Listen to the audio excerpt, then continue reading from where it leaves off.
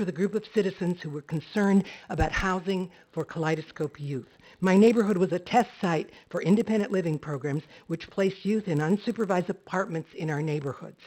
We were disturbed to learn about the housing conditions some of these clients suffered, and we also learned that clients from other agencies were also living in the same buildings.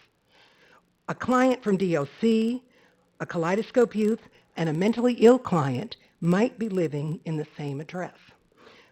At that time, our group asked the social service leaders in the community to coordinate with each other in order to avoid volatile combinations of clients from different agencies. At that time, they said it was too expensive. We didn't believe them. It was good to see the short-term action plan does call for developing a database of addresses, locations of people in scatter-site housing and private housing to allow organizations to reach out to these individuals.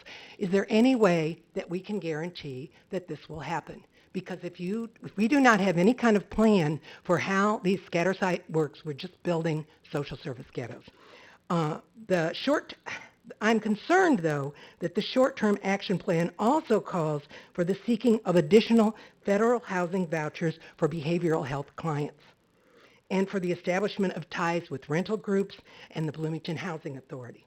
This disturbs me because today, with the growing number of unsupervised apartments in central Bloomington, especially out-of-town and out-of-state owners who have no interest in the mentally ill or the stability of our community, we need to be sure that the problems we are currently seeing in our jails are not merely moved after we've done a little bit of work with these people into the scatter-site housings about the community. I'm very concerned that we're just going to work on it for a little while and it's going to move out. In addition to developing a database of addresses in order to avoid the volatile combinations of social service clients that we have seen for many years, the county board should support an aggressive inspection program for all apartments in order to prevent social service clients from living in unsafe and unhealthy housing. Thank you. Okay.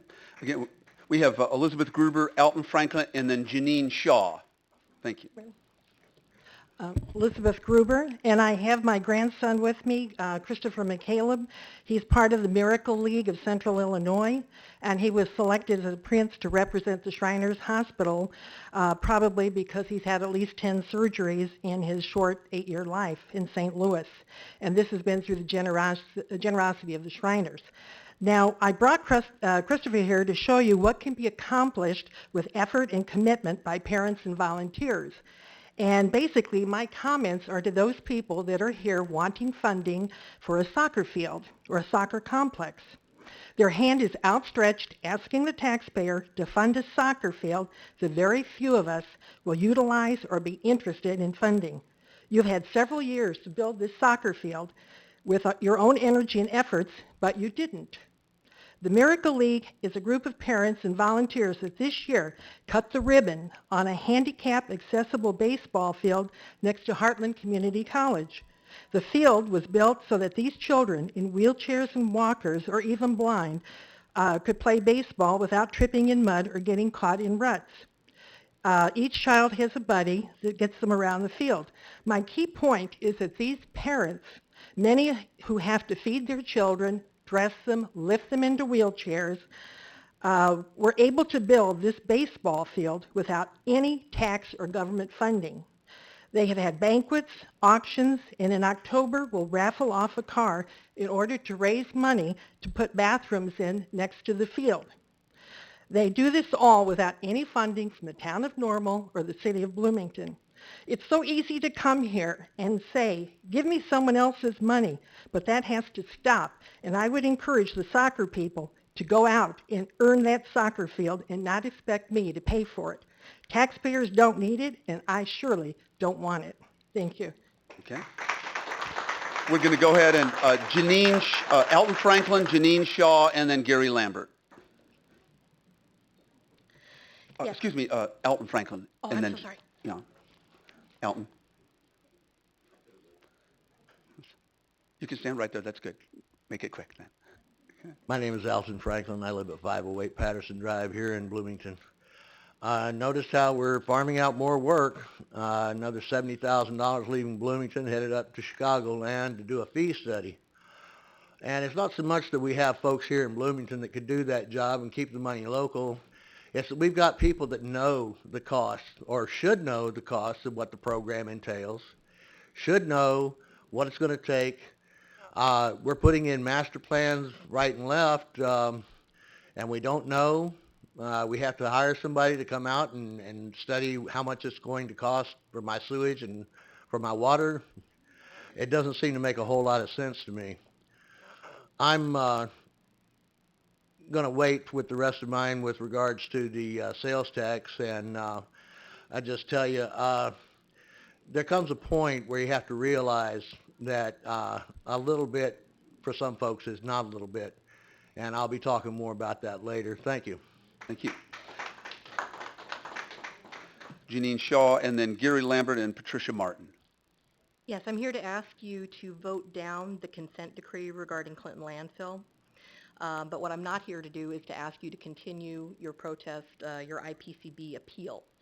I agree with the legal team for the coalition that considering the current political climate and your previous achievements with sole source aquifer and with House Bill 1326, that there's nothing more to gain there.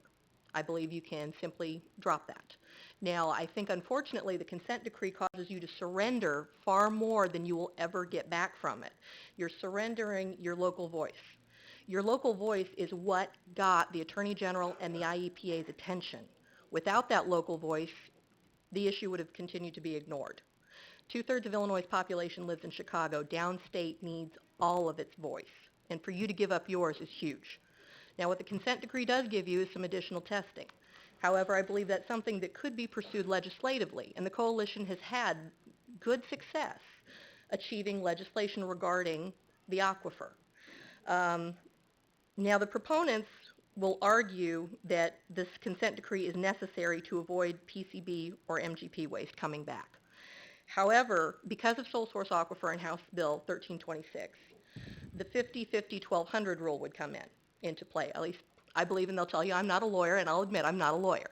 However, according to that rule, they would have to excavate down 50 feet, instill 50 feet of clay, and they'd have to keep that all 1,200 feet away from the aquifer. And because the aquifer is only a few hundred feet below the surface, that's not really mathematically possible. And now they'll say that the proponents will say that because of the clause, the unless clause in Illinois Administrative Code 811.302, that they could still do this theoretically. However, I'd say this is debunked by, in the landfill's own application, when they originally started pursuing the PCBs, that they have borehole number 18, which showed sand. That in and of itself, I think, would leave some huge question. Then in addition to that, US EPA, after the sole source aquifer hearings, they released a responsiveness summary, and this acknowledges that the Glassford Formation is considered part of the aquifer, and that is above this alleged solid clay pan. So I think there are sincere questions as to whether or not PCB and MGP could really come back, and if they can't come back, why would you want to give up your local voice? And then the other thing I would ask is, have you considered potential liability? If you sign on to this contract, you could be liable when this leaks. All liners leak. US EPA acknowledges that. They acknowledge all liners will eventually leak. This liner was designed for PCBs. It may leak faster. And if you consent for this to remain in operation, are you a party when it does leak? Thank you. Thank you. Gary Lambert, Patricia Martin, and Dave Majors. Good evening. City of Bloomington has been around a long time. Until about the last 15 years, property taxes paid for the majority of city services. Since then, beginning with the Markowitz regime, where they went against public sentiment in giving us the Coliseum and BCPA, both of which would not have been possible unless we were a home rule entity. Then we started looking for other ways to fund our pet projects. It started with paying minimums on pensions. Then we took garbage collection, which historically has been funded out of the general fund, and say, oh, we'll institute a new tax for that. Most recently, a couple of years ago, we put through a bunch of new taxes. 4 cents for the gasoline to pay for some much needed road repair. Some utility taxes, I believe, to pay for increased pension costs. And for that 1 year, we borrowed $10 million for road funds, when previously we had promised we were going to spend $4 million a year on it. Alderman Schmidt sat in on a mayor's meeting right after that was announced, and I said to her, what you have just done is created a $4 million slush fund. I see that continuing with the efforts underway tonight. I think it's a strategy by this administration to gradually pick pieces out of the general fund, institute new taxes for that, dedicate them for those purposes, which leaves you more money out of the general fund to do with as you please. You've approved the master plans. There's a number of them. I haven't got time to go into them. But if this tax gets passed tonight, not tonight, but when it gets voted on, to the council and to the residents, I would say buckle up, strap it down, and hold on, because you ain't seen nothing yet of what's to come. Patricia Martin, Dave Majors, and then Steve Bridges. Okay, thank you. As we look back on last month's incident in downtown Bloomington, do we finally recognize the incipient insanity of the world that we live in? That despite an excellent city and county law enforcement service, we are no longer completely safe in unfamiliar and yes, familiar places. And moreover, this time the victims cannot be blamed. 2 men doing their jobs and a tourist from Germany. What more can we do? Stay locked in our houses with guns as protection? But there are those of us who don't believe in the extensive use of guns, and their home invasions too. What do we do then? What we're doing now, focusing more definitively on the mental health situation, which obviously will come up later in this meeting as well. However, not all troubled people wander haphazardly in our streets, for we must also acknowledge, due to past experiences, there are those who exist internally, who can engage in inexplicable and disruptive behavior and cause real harm, physical and mental, to those who are in their way. We must identify these people and aid in their rehabilitation, but not allow them to use and monitor our facilities if they are incapable of doing so. It is up to all of us in this room, especially those representing our city and county governments, to act on this more intensively. We have seen this currently in our newspaper articles and in detailed discussions at organizations like the County Health Committee meeting. The police can offer us advice too, not only by the reassurance of their physical presence, but through their rigorous training and hiring procedures with tests that range from the physical to the psychological. One of the articles, almost as important and entitled County Seeks Aid for Mental Health, appeared the day before the Wednesday incident. Another recent article emphasized the importance of background checks for employees. Both included supportive statements by our mayor. You have made the right points, Mr. Mayor. But as you undoubtedly know, we cannot accomplish this by limiting the people with the training and experience to do so, namely our mental health aides and our law enforcement personnel. During the last year, our law enforcement personnel have made considerable efforts to open themselves up to us professionally and personally. We cannot let them down, for our well-being and lives literally depend on them, all of them. Please also read What It's Like to Be a Cop in America in a recent issue of Time magazine. And of course, the most poignant cover story in the Panagraph, entitled Pray for Our Police. I might add that we must not only pray for our police, but for all of us if they are not able to give us the help that we need. Thank you very much. And I do want to add that I support wholeheartedly the Connect Transit Sunday rides. Thank you. Thank you.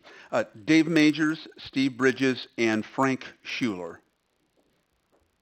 Good evening, Mayor and Council. My name is Dave Majors. I'm here to talk about soccer, but that might be a little bit unusual because I'm probably the most unlikely and most unqualified person to talk about soccer in the entire room tonight. I don't like soccer. I don't have children. I've never been to a soccer game. I've never played soccer. And I tried to watch on TV once and found it extremely painful. But for me, it's not a conversation about soccer. I grew up in this community. And I grew up playing baseball at Ash Park and O'Neill Park and Ewing Park. And I grew up playing basketball and swimming at Fairview and at Holiday and at O'Neill Park. I was a normal Mighty Mite. So I played football several places in town against the Twin City Tigers and the Bloomington Knockers, for those of you that might be as old as I am. And I played hockey in the winter when we flooded the basketball courts at Fairview Park. I learned about history and math and science at Chittix Junior High and at Normal Community High School and at Illinois State University. But I think I learned some of the most important lessons in my life on those fields and courts and pools in this community. And those were fields and courts that were provided by the leaders of the community at the time. I don't remember there being a pay-to-play or a toll gate at any of those facilities when I played. As a matter of fact, a great many of those people that I played with, those kids were from ISSCS and Victory Hall, if you remember those facilities. They didn't have money to pay for those kinds of activities. They didn't even have families, yet they were afforded the same opportunities to learn those same important life's lessons that I was. And I attribute those lessons to my success today. So, as I said, to me, this isn't about soccer. Soccer's just the means to the end. The end is the structured activities and the lessons we teach kids, those kids that will be the future adult residents and leaders of our communities. I know you have a very difficult job. I don't envy your job, and I applaud you for taking on the challenge of serving on City Council. You have a number of very important projects, all competing for the very same financial resources. I'm not here tonight to tell you that you need to approve a soccer complex. All I ask is that when you consider a soccer complex or those kinds of facilities, don't look at them as sports. Look at them as opportunities for the children in this community, the future leaders of this community, to learn the lessons that come from that. In Panagraph this weekend, there was a mention about a very good book called The Man in the Red Bandana. And The Man in the Red Bandana talks about those that were the heroes of 9/11 and how they used the lessons that they learned on Dave, I'm sorry. the lessons that they learned on sports fields to do what they did on 9/11. So, again, I don't envy you. I just ask that you consider it in the light that we would like it considered in. Great. Thank you. Thank you. Steve Bridges, Frank Schuler, and then Bruce Meeks. Excuse me. Steve Bridges, Frank Schuler, Bruce Meeks. Thank you. Hi, my name is Steve Bridges, and I'm with the Muhammad Aquifer Protection Alliance. And our group has helped host the coalition's many summits over the years. We helped host the summit in Normal last year, and I think several of you attended that summit. And I just want to take a moment to point out some concerns I have with the proposed landfill consent decree. The most troubling aspect is the decree will be asking you to give up something very precious in our country, and that's your statutory discretion as elected body. The decree states that you will never require CLI to exhume the MGP source material. And wherever you stand on its removal today, you need to retain your full rights to revisit this toxic waste issue if needed. This decree will bind this and future councils for 30 plus years. Is a contract that binds future councils on a matter of public policy even enforceable? So for all this, you're being asked to give up things, or the landfill's being asked to give up things that it's already lost. The landfill's promising never to accept hazardous MGP source material, but yet the Illinois EPA already pulled that permit last year, and with the passage of the Ammons-Bennett bill just recently, that will ban the hazardous MGP source material from Clinton landfill. And also the landfill is also promising that they will never apply for another TSCA PCB chemical waste landfill permit. But yet the landfill withdrew its TSCA application in May of this year, And the recent sole source aquifer designation that you all helped push through and was successful with will now make it virtually impossible to site a chemical waste landfill at Clinton Landfill. And so there has to be a better option than to get entangled with a consent decree for 30 plus years. I don't know many municipalities that have had much success with consent decrees. And you're only being given two options. One is to spend $200,000 to pursue the current complaint or to enter the decree. And I agree that the complaint, the goals of the complaint have been obtained. So I think it's time to put that to bed. But yet, why aren't you being offered the simple option of just simply dropping your current complaint and leaving all your options open that you might need in the future? It will free up the funds and it will keep from tying up resources with this decree. So I just ask that perhaps that you would think about this real hard, give it a little more time, at the very least to table this resolution. Champaign County, Macon County, Urbana, Savoy, About 10 seconds. Forsyth, and the Mahomet Valley Water Authority have put off their decisions to give their elected bodies a little more time to Okay, your time's up, sir. Thank you. Thank you. Appreciate it. Frank Schuler, Bruce Meeks, and I'm not sure we'll have time for the next speaker, Bill Spencer, but Frank Schuler, Bruce Meeks. Good evening. Thank you for the opportunity to speak to you this evening. My name is Frank Schuler. I'm the current president for Prairie City Soccer League. Here to speak about soccer and its support. I'm a townie. I was born and raised here in Bloomington. We just entered our 38th season of Prairie City Soccer League this past weekend. I first played in PCSL 37 years ago. So I am an alumni of that and giving back to our community as those before me gave to me so I could play a game that I love. Just once I'd like to get up and actually speak before Dave so I'm not in the corner cringing when he talks about soccer. It's known that our current facility, Community Fields, has an expiration date and it's coming up soon. 20 plus years ago when that complex was created by volunteerism, the money to put that together, the lease with CIRA, Bloomington Normal Airport Authority, to create 20 fields for 1,600 plus kids that kicked off this past weekend from our community. The current facility, it meets our needs. 20 fields for our program works great. Unfortunately, we weren't asked, we were told that lease is going to end. 20 plus years, close to $700,000 invested, and we get a thank you very much. You need to find a new home. We try very diligent at a volunteer board level. All of our coaches are volunteers, 110 of them to be exact, along with assistant coaches, providing, as David mentioned, lessons that we learn through sports, perseverance, teamwork, communication, things that we take into our adult lives later on. So wants versus needs, don't want a new facility. What we currently have is sufficient. Unfortunately, Central Illinois Regional Airport, actually the FAA, has changed their rules, their restrictions. Back when this was built, that was an appropriate land use. Today it is not.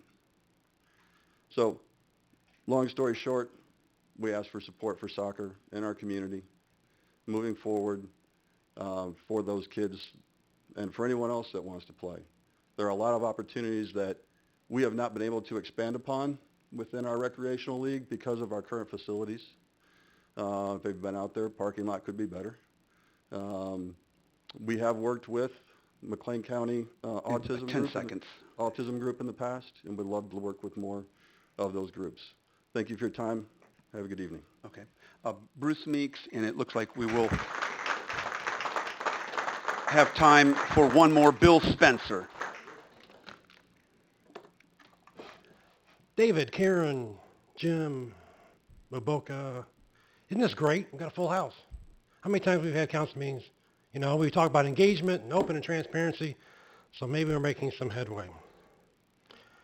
Unfortunately, 7C, you're going to be approving approximately $50 million of wire transfers that were not put before you for over 3 years. Evidently, the auditors found the books in order, or they would have caught it, but it wasn't for a Freedom of Information Act and a diligent person, you still wouldn't know about it. So there is reasons to comply with the Freedom of Information Act and open and transparency. I've asked Patty, Jeff Jurgens in an email, and I'm asking you, and I've asked you in an email. I think we need to seriously look at what happened here from 1994 forward. I think we need to seriously look at the details of what happened and who's at fault. We had a policy approved. Oh, wait a minute, no, that's not right. It wasn't approved by the council, called the Sick Leave and Buyback Program, which is part of this whole discussion. So I'll leave you with that thought and hope that you will move on it. But then I think 13 months ago, I gave you an open data ordinance. That was a gift to the council to move forward with open and transparency and to give the citizens the data they own. I don't think the budget task force has seen any financial reports beyond the high level. Neither have the citizens. I think the Munis financial accounting system should be producing some reports and be available on the web for us to look at. I don't think you need to move on the automatic committees until you finally learn how to do the budget process. You failed last year, prioritization fell apart, and we haven't made any progress. You finally made, after 2 years, 20 items with little dots at the retreat that I attended. 13 months. A citizen gives you an idea. He waits patiently. He bases it on other cities across the country, and you do nothing. Thank you for listening to me. Thank you for probably not ever reading the ordinance by some of you. Mr. Lauer, I'm really pleased to tell you that in my head counts of your open house that you had at Miller Park versus the 4 wards, I don't know if that was meant for artistical purposes, the 4 ward singers, or not, but Mr. Lauer, you won by 2 if you subtract out the city staff. So in a ratio of an alderman to citizens that showed up, Ward 1, number 1 ward. Bill Spencer. And then we only have 1 minute, but I will give you the 3 minutes because Bill Spencer, president of Watch Clinton Landfill. I'm speaking to you tonight concerning the federal determination of the Muhammad Aquifer as a sole source of water approved specifically for special protection. Watch may have been the group that presented the first draft to the U.S. EPA, but due to the extensive need for more financial and government commitment, we reached out to elected officials that depended on the Muhammad Aquifer for help. That help was supplied by you with enthusiasm. Federal determination is based on science. A need for science support was needed. Many sources supplied the needed information. Most importantly, and specifically, is Professor Roadcap's scientific information supplied in 2011 study. That is, in truth, the subject of this letter. After federal review of all the scientific information supplied in government coalition's petitions for sole source, the federal government made the determination on March of 2015 to approve a sole source petition for the Muhammad Aquifer system in East Central Illinois. Unknown by many was the presentation by Professor Roadcap's work at 2011 at the Illinois State Geological Survey as part of the scientific study for the sole source designation.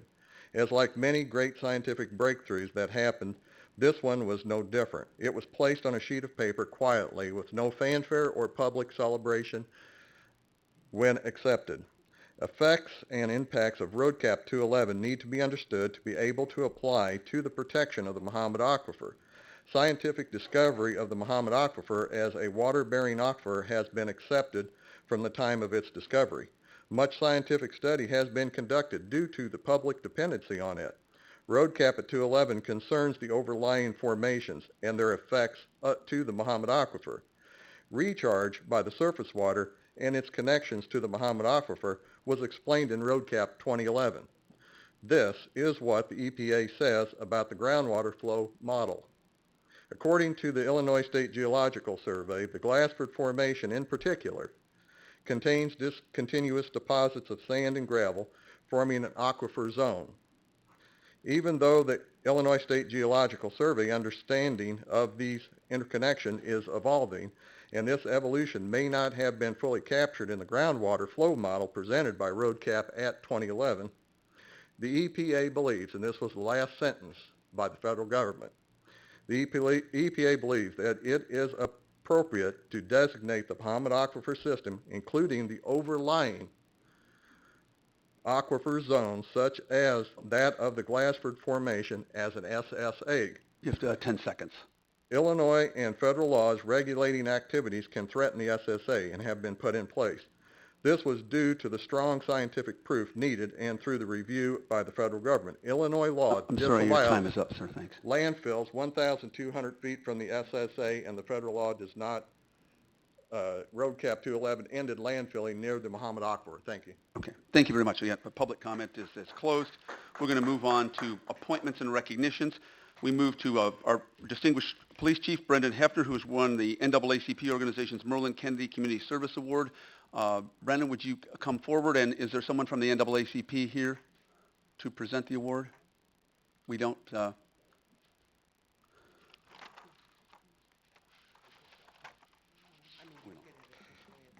You'll get it officially at the dinner, but I just wanted to, in terms of our press release, the Bloomington Normal NAACP recently announced the City of Bloomington Police Chief Brendan Hefner will be awarded the organization's Merlin Kennedy Community Service Award. The Merlin Kennedy Community Service Award was created to honor people in the community who are making a difference in the areas of community service, promoting diversity and inclusion, and education, among other endeavors. Chief Hefner is being honored for his efforts to begin and restore community and police partnerships. As many communities across America struggle to bridge the gap between law enforcement and the community, Chief Hefner is building that bridge in the city of Bloomington. Chief, do you have any questions or comments? Very honored and humbled to receive the award, but I must tell you, it's a reflection of our work as a body of a whole, of the whole department. So I accept it on their behalf. Okay, thank you. Thank you for your service. I think you need applause.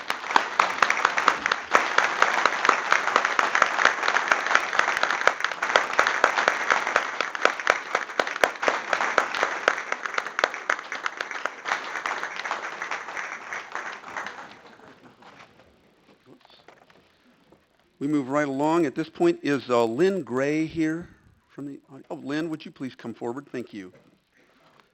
And I wonder if you could accept this. We have a proclamation declaring September 16th, 2015 as the 25th anniversary of the Golden Prairie Library District. Whereas the Golden Prairie Public Library District has been contracting with the City of Bloomington Public Library for 25 years, since July 1st, 1990, to provide library services to residents of Arrowsmith Township, Old Town Township, Bloomington Township, Dale Township, and Dawson Township. And whereas Adrian Ives has served as a Golden Prairie Public Library trustee for each of those 25 years, whereas Adrian Ives has proven to be a dedicated and faithful advocate for the Golden Prairie Public Library District throughout her tenure as a trustee, and whereas we celebrate the 2015 acquisition of the sixth evolution of the bookmobile to arrive at Bloomington Public Library since the 1920s, and whereas we commend the Golden Public Library District for its $50,000 donation toward the acquisition of this bookmobile, and whereas the bookmobile will continue to serve residents of Bloomington as well as residents living within the boundaries of the Golden Public Library District, now therefore I, Terry Renner, on behalf of the City of Bloomington, do hereby proclaim September 16th, 2015 as Golden Prairie Public Library District 25th Anniversary Day. I encourage residents to recognize the positive impact of Golden Prairie Public Library District in our city and thank those who provide such a valuable service to this community. Thank you, and I want to give you this. Thank you so much.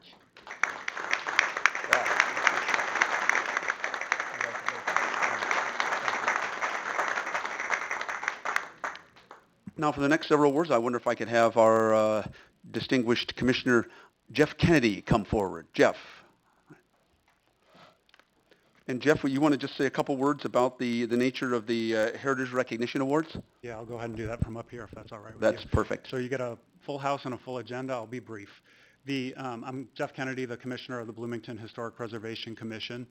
And municipality after municipality all across the country, you see the well-preserved historic districts are the most highly sought after, most stable property values, and some of the best places to live in those communities. Bloomington is no different than that, and the Historic Preservation Commission thought it was important that we start recognizing some of the homeowners for their diligence and work in either restoring some properties that needed some repair, preserving properties that had been long in their families, or resurrecting properties through adaptive reuse. And so we have a couple awards to give out to the first-year recipients for those. Okay. We're going to go ahead and start with Diana Craig and Dawn Peters.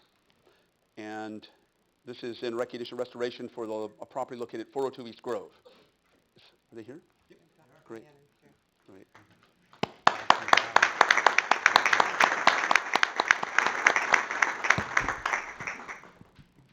I'd like to give a shout out to the city of Bloomington because without the support of the city, this architectural jewel would not have been able to continue life at a new address. And a big thank you to Councilwoman Karen Schmidt, for which this never would have been possible. Thank you. Great.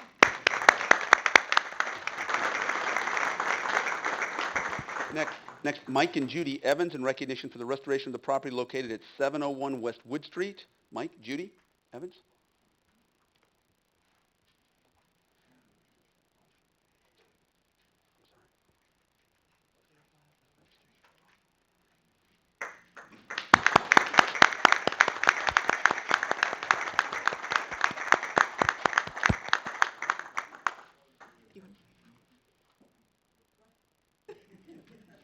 Well, I really want to thank the City of Bloomington. The Community Development Department was especially helpful. Sharon Walker, I know she's gone now, but she was a great help. And all the departments, everybody that come through there was nothing but helpful.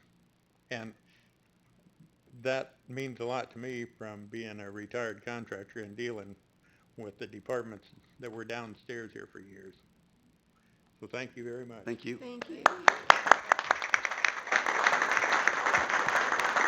Next, we have Stephen Burkhart in recognition of the restoration, the landscape restoration of the property located at 607 South Clinton. Stephen Burkhart.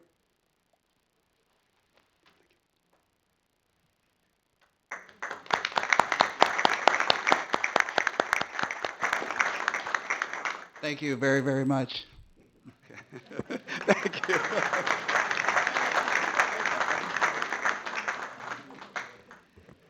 And now I see them in the audience. Joe and Ruth Haney, come on down. Thank you. In recognition of restoration and adaptive reuse of property located at 407 to 409 West Washington.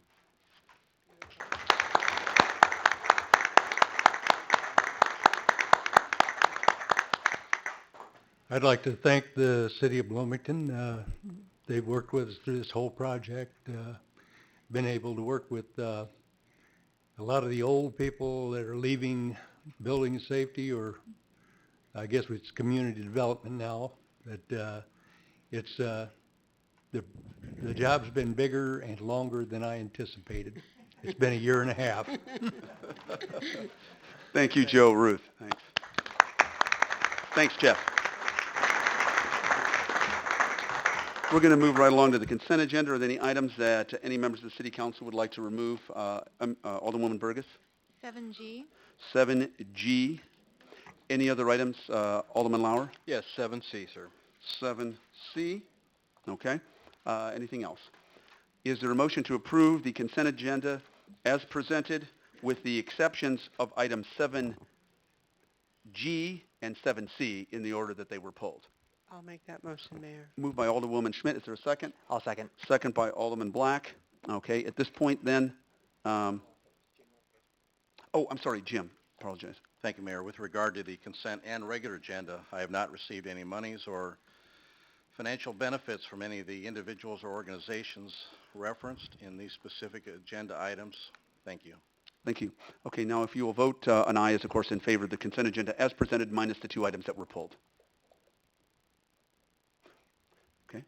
The motion carries 9-0. There are no nays to announce. Madam Clerk, We will move to item, I'll do it in alphabetical order at this point. Item 7C, Alderman Lauer. Yes, I'd just like a further explanation in terms of exactly what many of these are. I wasn't even seated when a lot of these that were asked to approve were even brought to the docket, or should have been brought to the docket. So I just feel like in terms of due diligence, I think we should slow down a little bit here and take a little bit further look. I realize that Patty Lynn is coming in the middle of a lot of this, and as am I and about half the council. So that's my thought. So you have a question then? I just feel like we really need to do our due diligence and look at each one of these items and the system that we've got in place, or the what type of management are we doing to alleviate this. I understand it's been brought to my attention this happened several times in the past, even predating you by maybe even a decade or more, David. So I just want to try to put this thing to rest and make sure that we're getting full information when we've got something like this happening, that we are bringing it to the council when it should be, and that we are aware of it. Thank you. Well, tonight we're asking the council to approve this addendum to the bills and payroll so that we can go back in time for, let's see, I think it's about 3 years, 3.5 years, 4 years, to retroactively approve what basically has been wire transfers of funds necessary to meet contractual and statutory obligations. These include employee benefit expenses, taxes, insurance, debt service payments, et cetera. These are all items that are contained within the annual budget, which is approved by the City Council. In fact, these are sometimes those even non-discretionary expenses that have to be paid by the city. But there's no doubt that there was an oversight at one time. Even as I was here, these wire transfers were included in the bills and payroll that were brought to the City Council. However, for whatever reason, these at some point in time in the past were deleted from the bills and payroll, and unfortunately no one caught the fact that these were dropped and not reinserted as they should have been. When it was brought to our attention, that mistake has been identified, taken, it's one of those things that's unfortunate, but the finance director and her staff is taking action necessary, one, to make sure we make the council aware of what those expenses were, and that we're committed to ensure that the deletion of these from the bills and payroll will not happen again. I do want to say, just in defense of our city council, no one is perfect. In fact, if we were to take strong disciplinary action against mistakes made by employees, we wouldn't have any employees. Because, again, during the course, we're dealing in a situation where our manpower is extremely lean. And time again, as we've shared with the council, we do not have enough resources, manpower and otherwise, including training dollars, policies and procedures, internal audit resources, et cetera, to ensure that we do the best job that we can. So we're still in a rebuilding mode or even a building mode to help raise the bar or our overall performance and to get that as high as possible. But it is going to take additional resources before we feel we can, with the human resources and the dollars we have, we can really provide that high quality performing services required of such a modern city. So we're doing the best we can. We acknowledge this error and this mistake, but recognizing all the good that has happened, especially in our finance department, and the great progress they have made, this is, I think this is something that, again, we'll learn from, and I think that's the most important thing. What can we learn from this, making sure that it's never repeated again?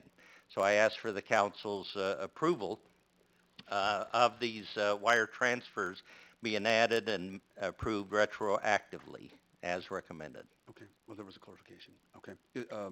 Alderwoman Black? Alderman Black. Ouch. It's a bright green, before I make a motion here, I just want to read one sentence from the background report that was pretty key for me. It's, if an expenditure is not within the existing budget or budget authority, the expenditure reverts back to the council to approve for a budget amendment. So this is a reporting issue, not any kind of financial issue, right? Okay, so I make a motion we approve as presented. Okay, is there a second? I'll second. Second by Alderwoman Schmidt. All right, again, an aye vote is in favor. Okay, the motion carries 8-1. There's one nay to announce, Madam Clerk. Alderman Lauer. Okay. All right, we're going to go ahead and move to item 7G. Alderwoman Burgess, you pulled this? Yes, I will just be recusing myself from this. Okay. If we can, is there a motion to approve item 7G? So moved. Moved by Alderwoman Painter. Is there a second? A second. Second by Alderwoman Schmidt. Any I have discussion? a question. I have a yes, question. Sure. It's apparent that, and I know we went through this before when we approved the plan, and I voted against it. Can you tell me, is there someone here that can tell me how much more this project is going to cost, just to extend it so that we can have a possibility at some point in the future of using this for an underpass for the Constitution Trail? As stated in the memo, it would cost it is going to cost an additional $300,000 to accommodate the trail underpass of this bridge. All right, well, thank you. Okay. All right, so an aye vote is in favor, and nay is, of course, opposed to this proposal as presented. Okay, the motion carries 7-1. There's one nay to announce, Madam Clerk. Alderman Lauer. Okay. If you can bring Alderwoman Burgess in. And just to clarify, typically we have appointments that are on the appointments, and recognition section of our agenda, but I do want to recognize 3 people who were just appointed, and we have to the Public Building Commission reappointment, Tom Good. Is Tom here to be recognized? And then we have 2 people that are appointed to the Zoning Board of Appeals, and that would be Jeff Brown and Tristan Bullington. Would you please both stand? Thank you very much. Congratulations. Thank you. Okay. We move now to our regular agenda and item 8A, consideration of approval of proposal of comprehensive user fee, cost, and allocation plan and awarding a contract to Fiscal Choice Consulting in the amount of $66,624.25. Is there a motion so we can begin discussion? I'll make that motion. Moved by Alderwoman Howman. Is there a second? Second. Second. Okay, second by Alderman Sage. All right. So I will turn it over, and Alex, you're going to give us a little bit of background on this. Very brief. The purpose of the user fee study is pretty self-explanatory. It's to understand the level in which our fees currently pay for the services we provide. Staff is uncertain the last time we performed a user fee study. The scope is going to be a comprehensive user fee study, so we're looking at every service the city provides with the exclusion of our enterprise funds being our solid waste, water, sewer, and sanitary sewer. It will also include a full cost allocation plan, which will enable staff to continually update the recommended user fee studies to be considered by council. The benefits of a study were bulleted in your council memo. Some very brief points on Fiscal Choice, which is the recommended firm. They've developed more user fee studies than all other firms in Illinois combined, comprising hundreds of studies. In Illinois alone, they have performed user fee studies for Chicago, Naperville, Lake Forest, Round Lake Park, Alton, and West Chicago, as well as the Illinois EPA in 55 counties, including McLean County.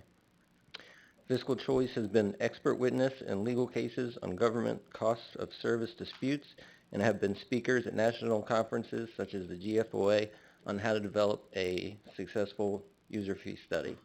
And in summation, this is the only financial service they provide. This is all they do, are user fee studies. So I would welcome any questions. Questions of Alex? Alderwoman Painter. It says here that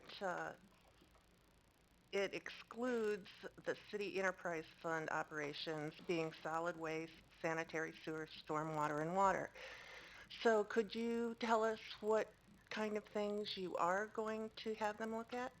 It would be all other departments. Give me a few examples. City clerk, PACE, planning code enforcement, fees in the police department, parks and recreation fees. Okay, thank you. Alderman Fruin. I simply want to make a comment before we vote, so if discussion's over, I'll be ready to vote. Go ahead. Go ahead. Make a comment. Yeah, I'll probably the minority on this one, but I'll plan to vote no.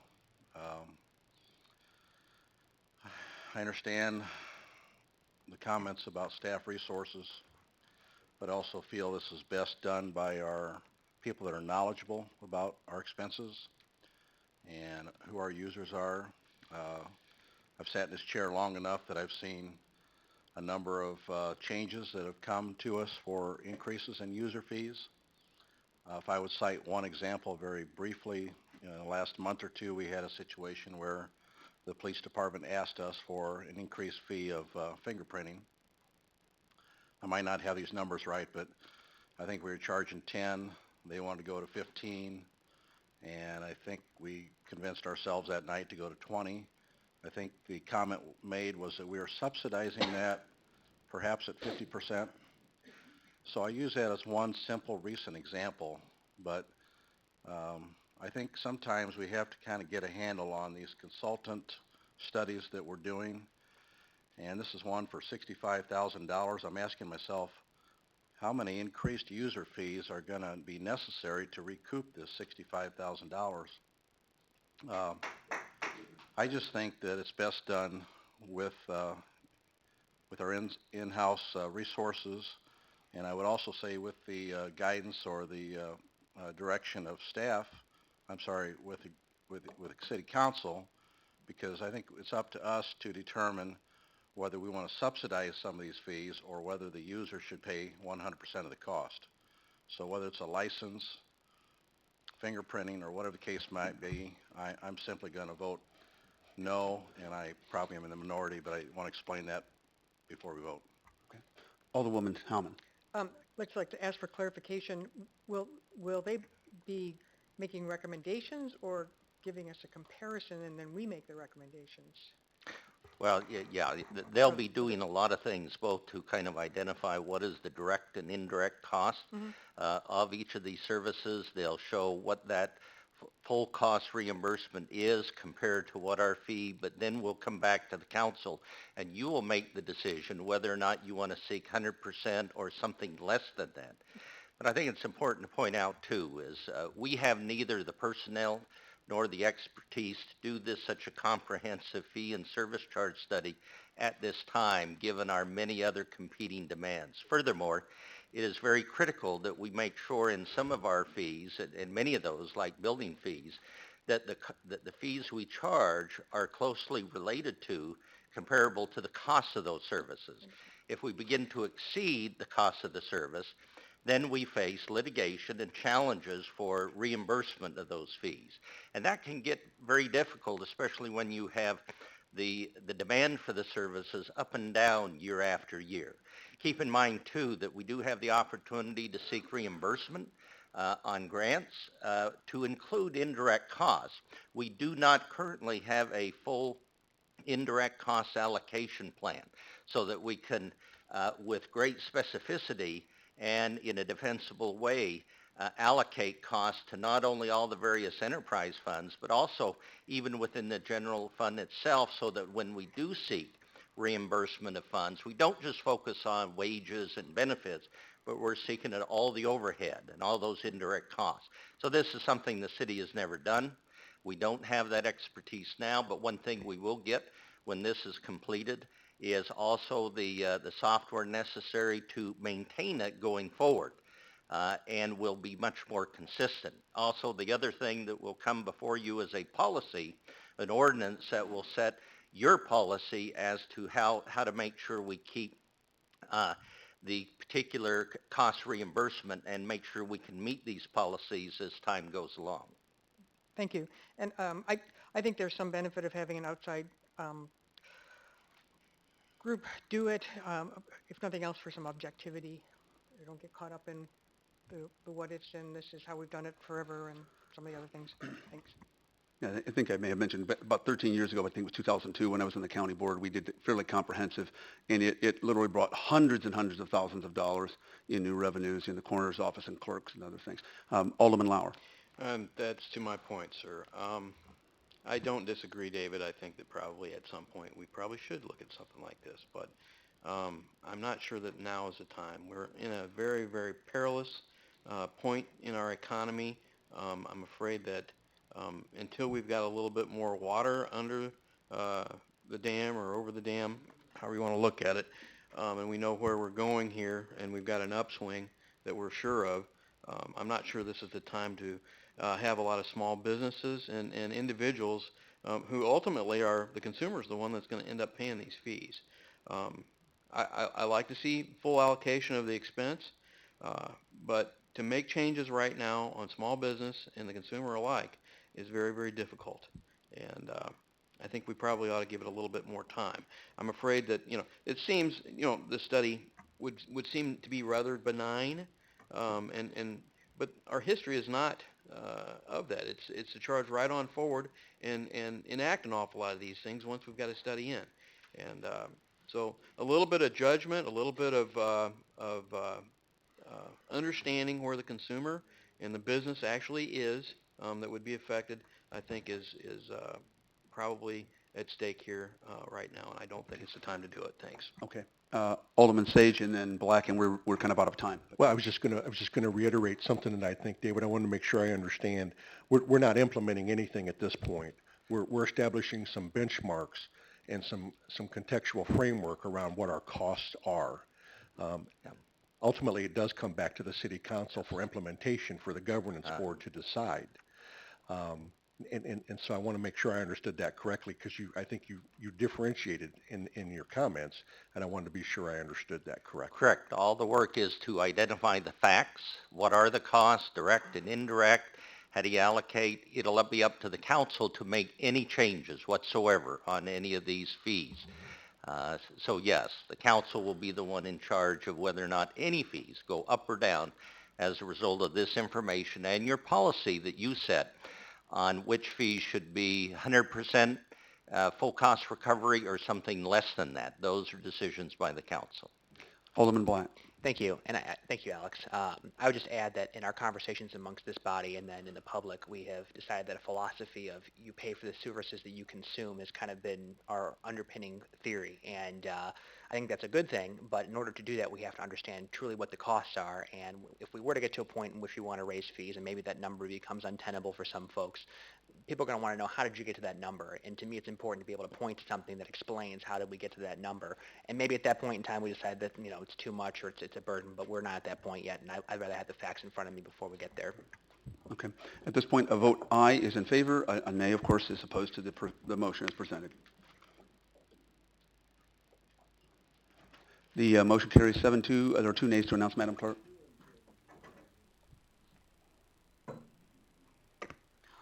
Alderman Lauer, Alderman Fruin. Okay.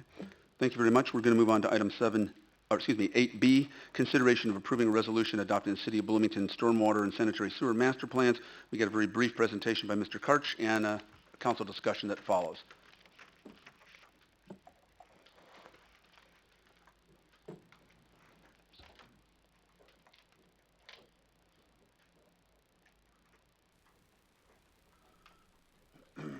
Mayor and City Council, thank you so much for the ability for us to be able to come before you tonight. This has been a multi-year effort by staff. So just a lot of credit to our staff by really taking an issue that we've talked about. And I'd like to thank everybody in the audience for coming out tonight to hear about the sewer master plan.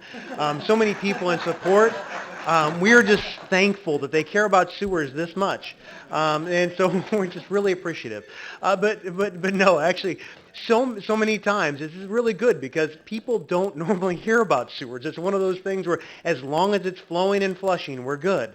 And so in this case, though, it's so important to really to make sure that it doesn't flow and flush without intentionality. And so this is a great catchphrase that should probably be the mantra of the plan, but it is one of those to where, as a council, you know, for many years, now this has been 7 years, where as a staff, we've tried to be very intentional with our streets, our alleys, even our brick streets, our sidewalks, to be very intentional to rate the infrastructure that we have, to provide a professional rating system, and then to be able to provide you recommendations on what service level you as a council choose and what it will take for us to be able to get to that level and continue maintenance of it. This is that ongoing effort, kind of that the thing that as a staff we've told you many times scares us the most, because it is one of the ones that is you don't see often. We have not done a very good job long-term of maintaining it. So what we're trying to do is set the stage for you and to be able to make decisions moving forward. So what we're talking about here is we're going to focus on 3 major benefits of this plan. Public health. I mean, whenever we say, hey, this keeps sewage out of the streams, we have more attention that way. We've talked about combined sewer overflows.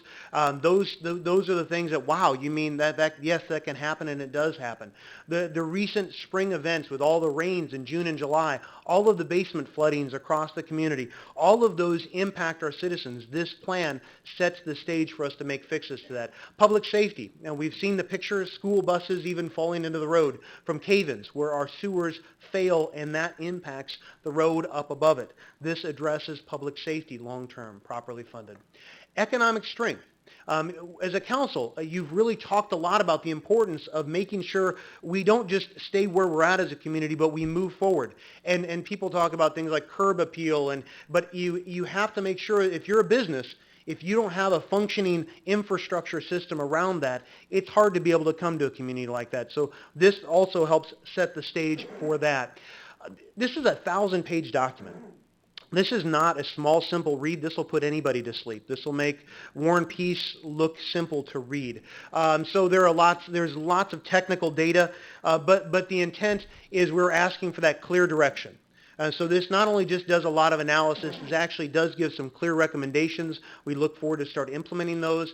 You know, we show you up here sewer lining. That is the simple things like sewer lining where we're being proactive. We provided data to you in the past as far as the Douglas Street, the large cost of repairs after the fact as opposed to being proactive. It's staggering the difference whenever you're proactive as a community. This plan also addresses things like flooding, the backyard flooding issues, and the Hillcrest Dam that had overflowed, the detention basin that had overflowed years ago. These are the kind of things that this plan helps to deal with. We did a survey. This is important. Just to be a reminder, a refresher. We did a survey that reached out to citizens, and it hit all parts of the community when you looked at complaints, the flooding complaints. So this is all facets of the community. Up on the screen, you can see the red was kind of the hot zone. So the core part of town is not, that's where we got most of the complaints. So that's not a surprise because that's our older combined sewers that we do have that plan to be able to get rid of long term. But we are trying to address the sewer backups. We, you know, with our own equipment and our own crews, you know, this plan tries to address, are we at the right level? Are we at the right service level to be able to address the infrastructure that we have? This probably was one of our staff's favorite photos in the slide presentation. This is a real photo that was taken over at White Oak Park. Nothing says nasty like trail closed raw sewage. And that is the sign that's put up on the Type 3 barricades. We couldn't identify who put that up there. But this is one of the sanitary sewer overflows that we had. It's terrible as sad as a community that we have to put this up there. This is the kind of thing we want to be able to address moving forward. So we talk about cave-ins. These are some wonderful, great photos of utility vehicles falling in.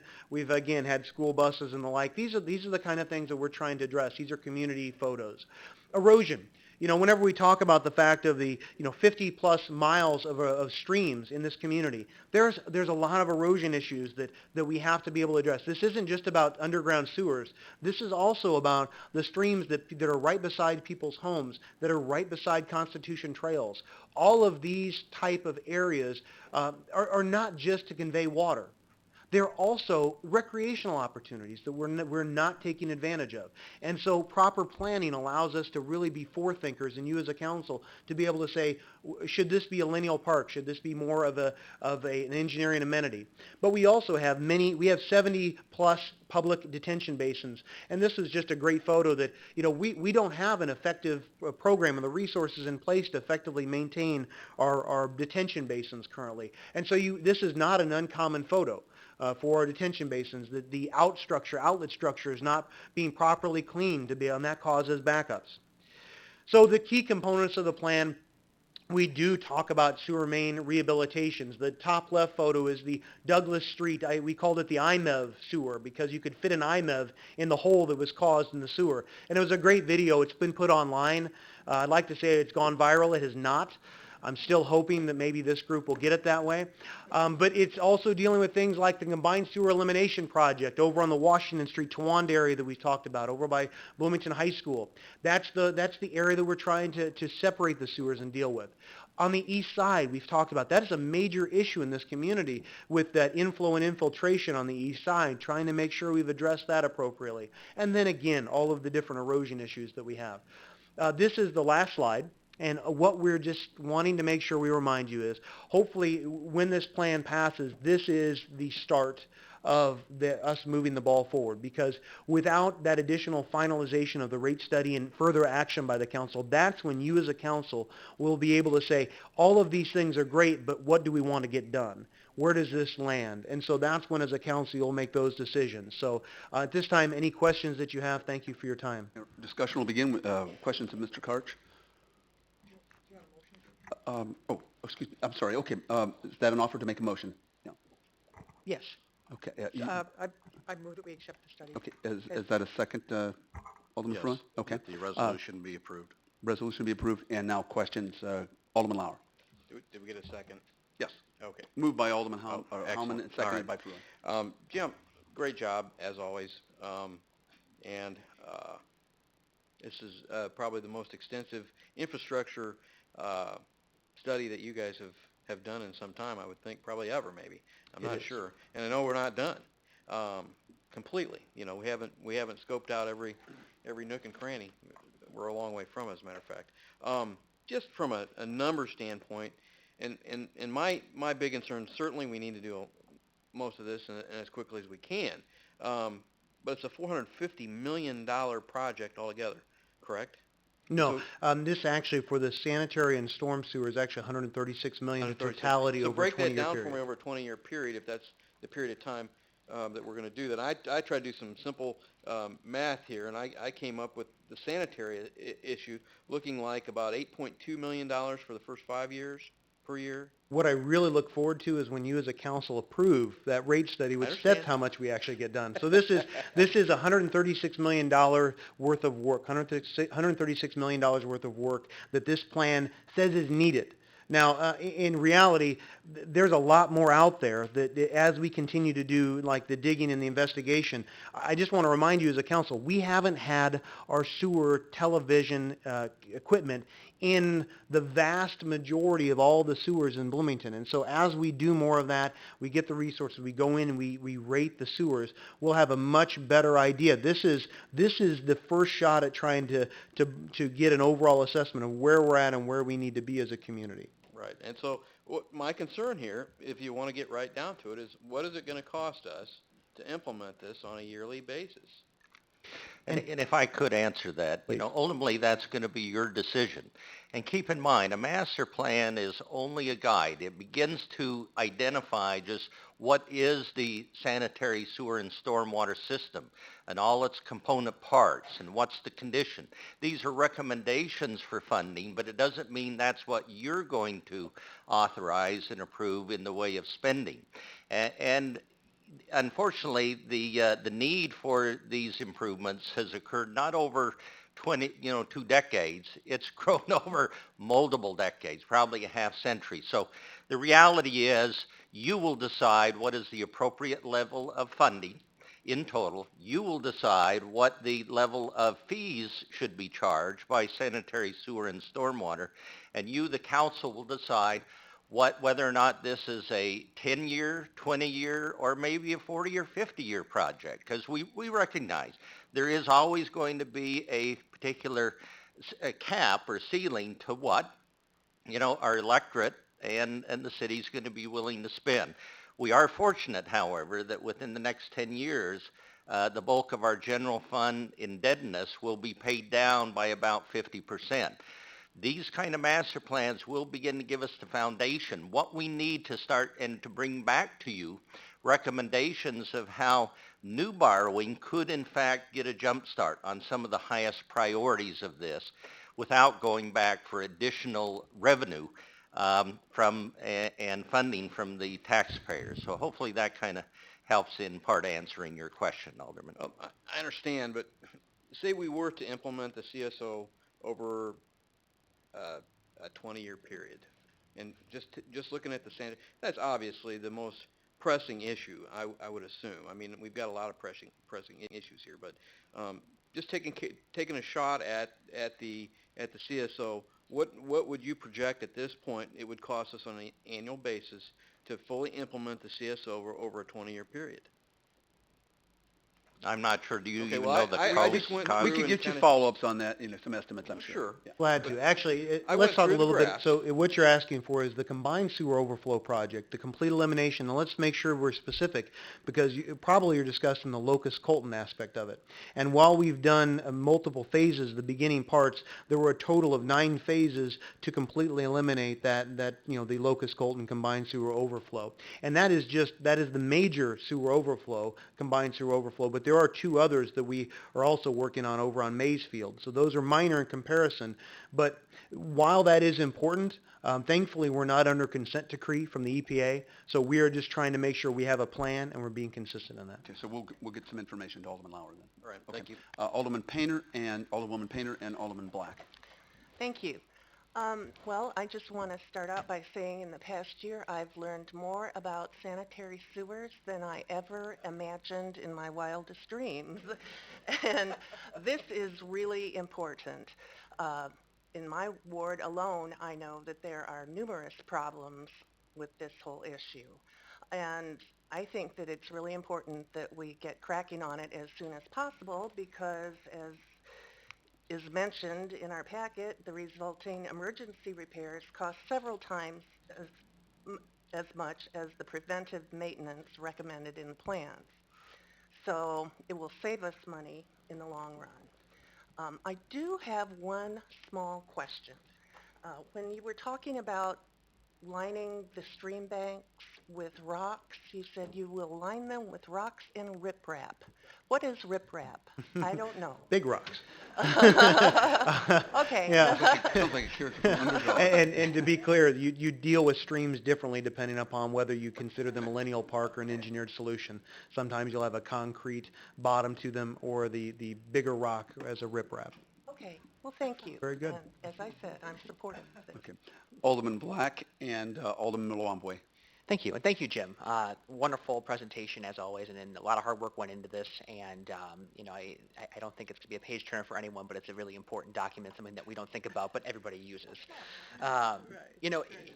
In going through this, I was reminded of a John Oliver episode I watched where he talked about infrastructure. And if you guys can deal with the swearing of his episodes, he talks about infrastructure and why it's so important. And really, the conclusion comes down to why don't we fund this? And the reason is because you don't get ribbon cuttings for basic infrastructure maintenance. I'm willing to do that. Yeah, exactly. That'd So be you want to great. go out there For a sewer, that'd be great. and I would encourage everybody to check it out because it is pretty hilarious. But it also illustrates the need that we have for putting money behind these types of projects and being deliberate in what we're trying to accomplish. The picture you showed of White Oak Park is in my ward, and I know that I get calls about this frequently, especially the older parts of town have issues with sewers, and sometimes it's not no fault of the homeowner, just kind of the way it is. Some of the older homes have those challenges. And I think that I've seen charts where we talk about 100-year-old sewers plus in many cases, and so the lining helps that. But to me, this is more of an action plan than a master plan. I think this is really a guide. And we talk a lot about priorities up here, and we talk about we want to make sure that we are putting things in the right order, and to me that comes in terms of dollars and cents. And I really want to turn the attention of everyone, and it's on my packet, page 263, but it's I don't know what it is in the master plan, but it's the frequently asked questions, and it talks about why has infrastructure become so costly, what's driving those costs over time, and why are we in the situation that we are right now.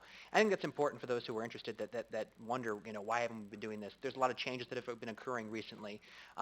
But to me, one of my goals as a council member is to not set future generations up for failure.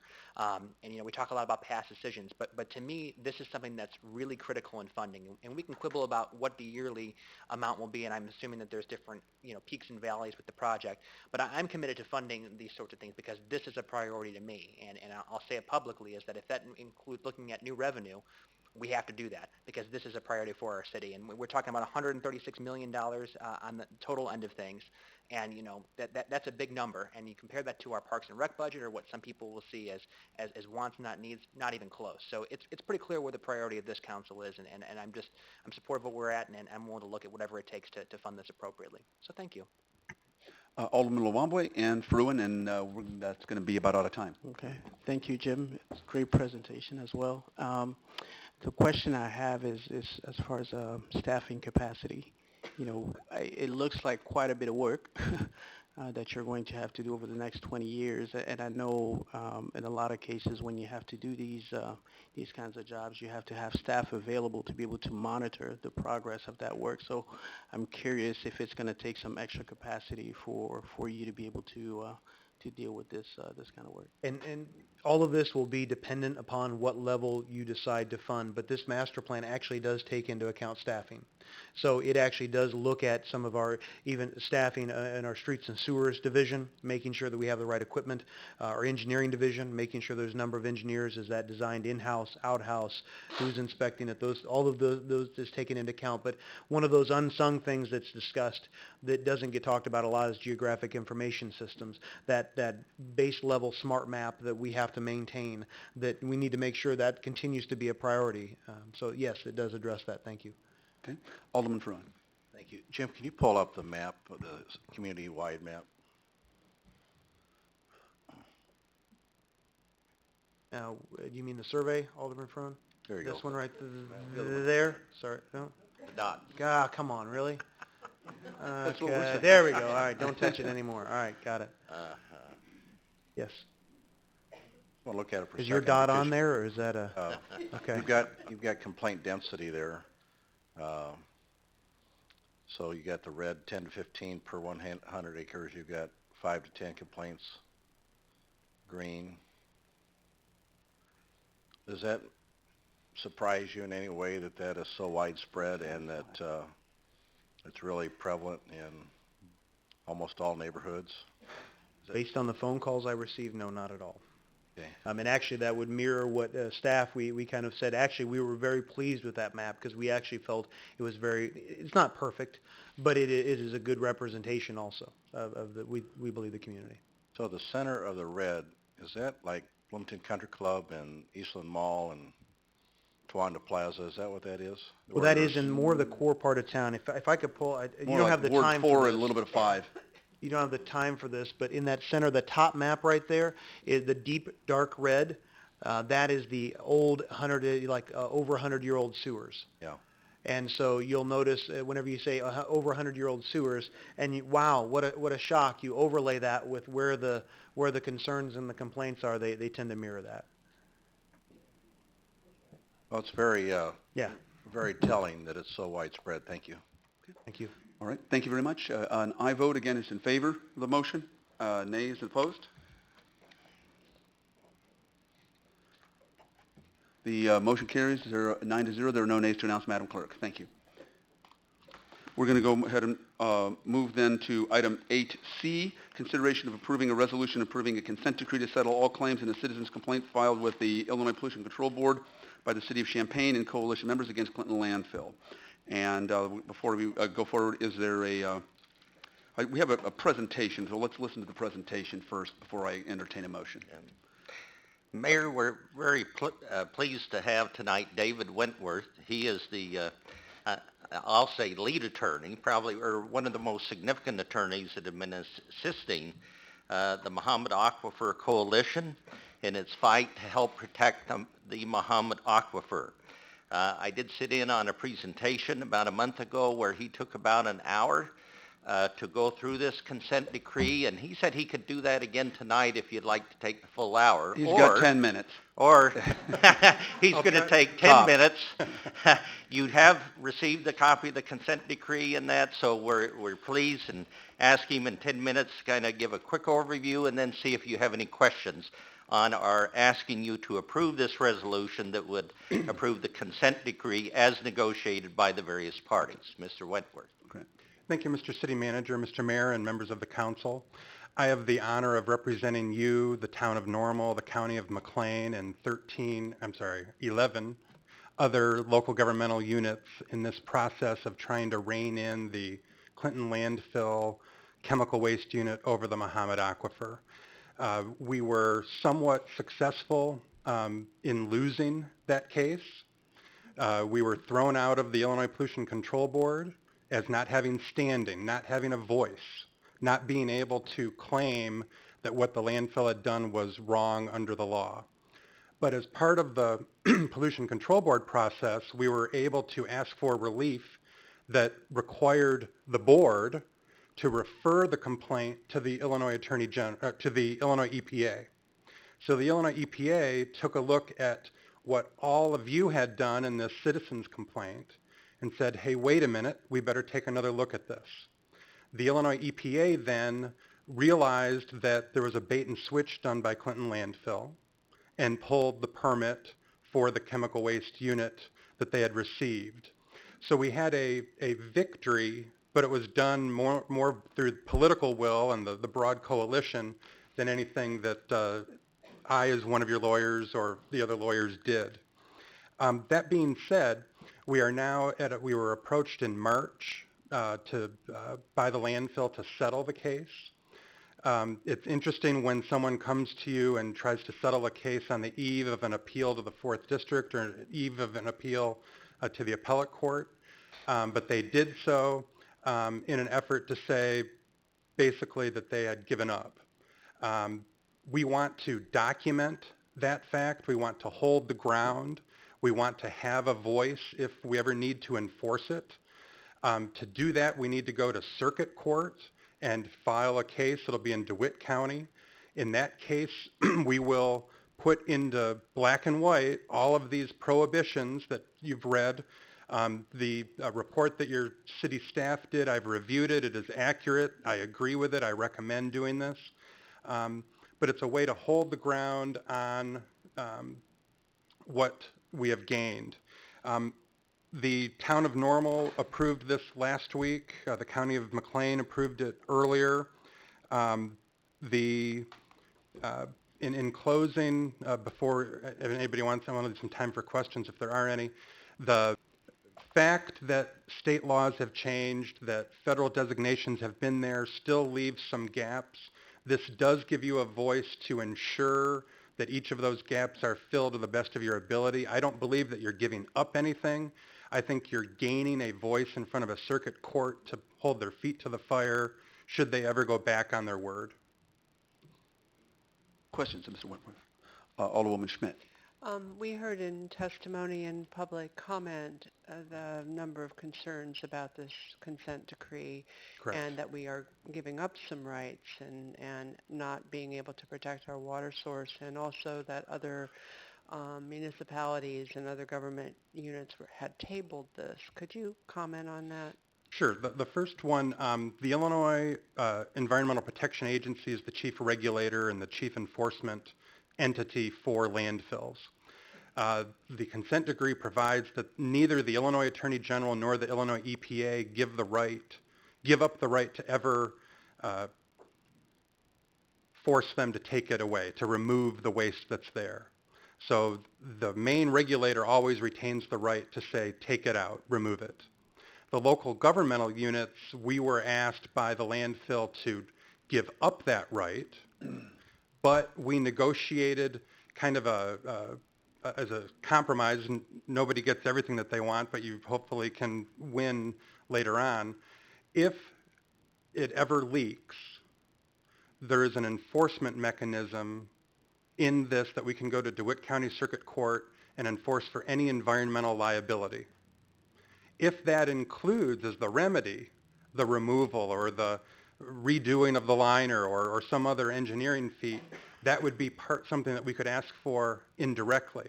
We can't run to court and ask them to remove it as the sole remedy. But if it's a related remedy geared toward preventing further environmental damage, that would be on the plate again. And your second Had to do with whether other governmental entities had tabled this. Yes, there are 7 that have officially approved. There are, I believe, 2 that have yet to hear it for the first time.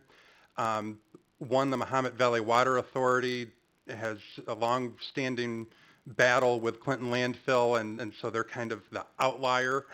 They have tabled it, I think, twice now. And then 3 others have tabled it for meetings that are set for September 21st. The latest, I think, is October 22nd.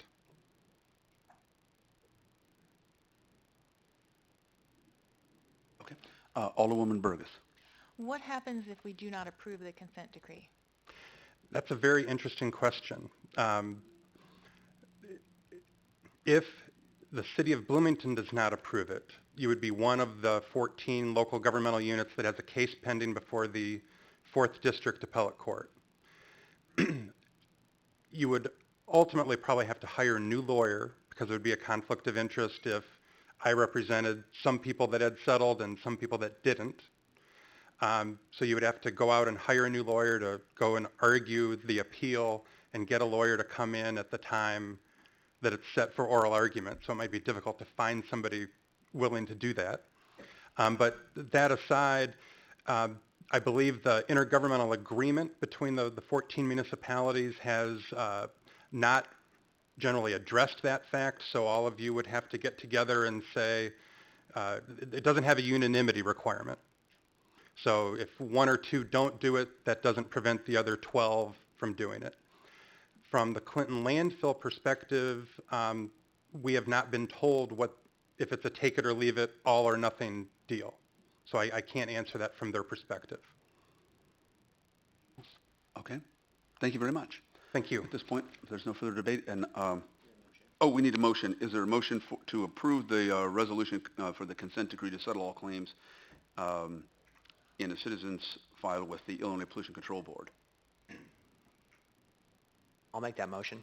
Is there a second? Second. Second by Alderwoman Burgess. Okay. Any further discussion? Then an aye vote is to approve this, and of course a no would be opposed. Okay. The motion carries 8-1. There's 1 nay to announce. Madam Clerk. Alderman Schmidt. Okay. All right. We're going to go ahead and move on to item 8D. There's a public presentation and public input council discussion on a proposed home rule sales tax increase. We're going to start with a city staff overview. We're going to ask our colleagues from McLean County to follow. We have the county board chair, Matt Sorensen, in the audience, and I believe McLean County Administrator, Mr. Bill Wasson, in the audience. So we're going to start with our city staff, and we'll go from there, and then we will have public comment. And as we do public comment, I'm going to ask you to basically line up. You'll be given no more than 3 minutes. I'll let you know when you have 10 seconds. If you're in a group, if you could please have maybe 1 spokesperson for a group, and keep your comments, please, as much as repetition as possible. If you just simply agree with somebody else, you're certainly welcome to do that. We'd like to handle the public comment portion when we get to that shortly, as expeditiously as possible. Thank you. Mayor and Alderman, I'm going to take just a few minutes, then turn it over to our finance director to share some financial information. But tonight, as city manager, I ask you to seriously consider increasing the city's home rule sales tax by 1%. This increase will match the ordinance adopted by the town of Normal. However, the justification of need for new revenue is significantly different from our sister city. As city staff, we agree that meeting our mental health needs, as described in the McLean County Mental Health Action Plan, requires financial support from multiple sources, including, if you adopt this 1%, allocating 1/4% of the home rule sales tax for mental health services. You as a council has also indicated that safety and security is probably your number one goal and priority as we serve to protect our citizens. Unfortunately, the cost of providing the cost of public safety, specifically in terms of the police and fire services of the city, that has continued to go up. In fact, just a little under 250 of our dedicated men and women put their lives on the risk as they continue to provide not only emergency medical, police, but also firefighting services. The particular budget for public safety has continued to increase over the last 6 years. There was a time when new revenue was sufficient to cover this significant source of public safety costs and the rising nature associated specifically with labor costs. Unfortunately, after the recession, we saw much of our major revenue sources flatline, and while we had some good years, more recently in the last few years, we've seen actual new revenue go down. Consequently, our approach to balancing the budget has usually been to maintain funding for police and safe and fire, but to cut back in other areas of the budget. As part of the 1% sales tax increase, we are asking you, among many other needs, that 1/2 cent of that be allocated primarily for public safety and the increasing costs that we face on an annual basis. And Patty's going to speak to that in just a minute. The other 1/4% of the 1% we're recommending be earmarked specifically for street resurfacing. As you know, back in the 1990s or in the early 2000s, unfortunately the city's funding for street resurfacing was very low.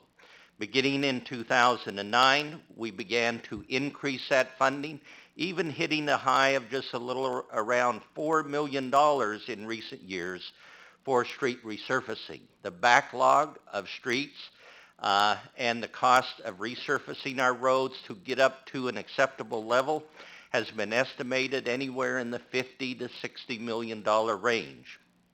In fact, because of our dropping revenue and the increase in public safety costs, even this year, our funding has dropped to about $2.4 million.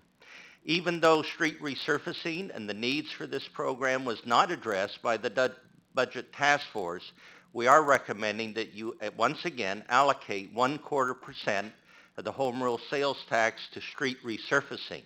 By so doing, we can get our street resurfacing annual budget through dedicated revenue sources, both the local motor fuel tax and 1/4% from the sales tax, can get back up to the $4 million mark. And so taking those together, the 1% increase, again, we're recommending specific earmarks for mental health of 1/4%, street resurfacing 1/4%, and the other 1/2 cent go into our general fund operating to cover public safety among other costs. But certainly public safety is the most significant driver of our general fund budget increases on a year-to-year basis. With that, I'll turn to Patty Lynn Silva, Finance Director, to give you a little bit more insight as to why the full 1% is needed for city services, with the one exception of assisting with regional costs of mental health services. Patty. Thank you, David. I just have a 2-slide PowerPoint for you, extremely short. It can't compete with sewers, however, we'll try.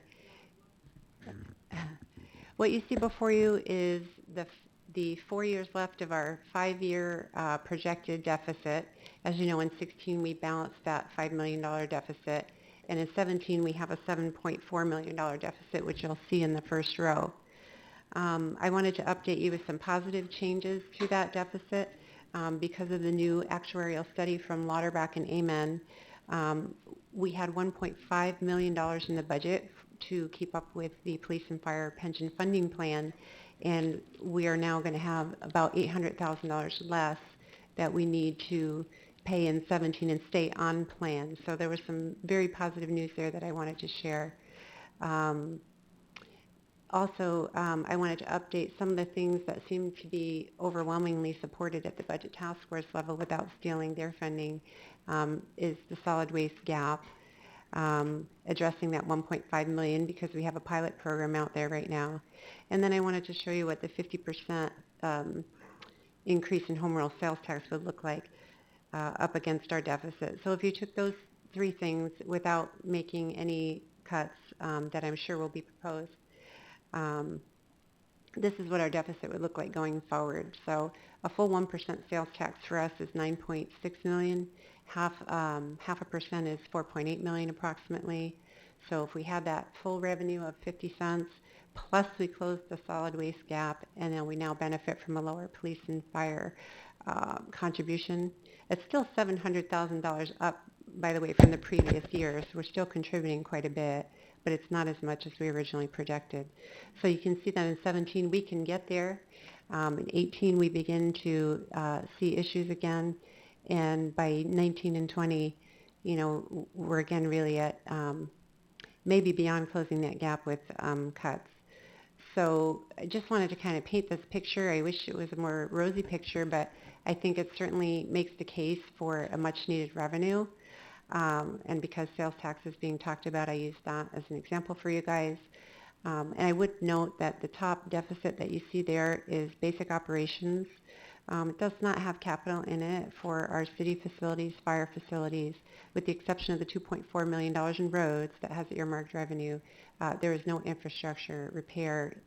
And we're just talking about the general fund. So the sewer and stormwater fund that was just presented by Jim is a different fund. They have their own needs and different rates, but the general fund takes care of everything that's not in an enterprise fund. So some of those things can be very costly, and of course the roads. So if I could just show you one more slide, because I know there's a lot of discussion.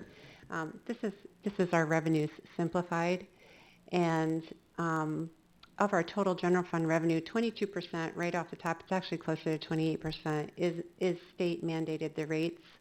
So right off the top, you can only change about 70% of your revenue. Some of those items and other revenues are state mandated. So the state sales tax and the income tax, we can't change those rates. 32%, the other side, property tax and home rule sales tax, they've not been increased in over 5 years. That's 32% of our main operating fund, where our revenues have not been really kept up with expenditures.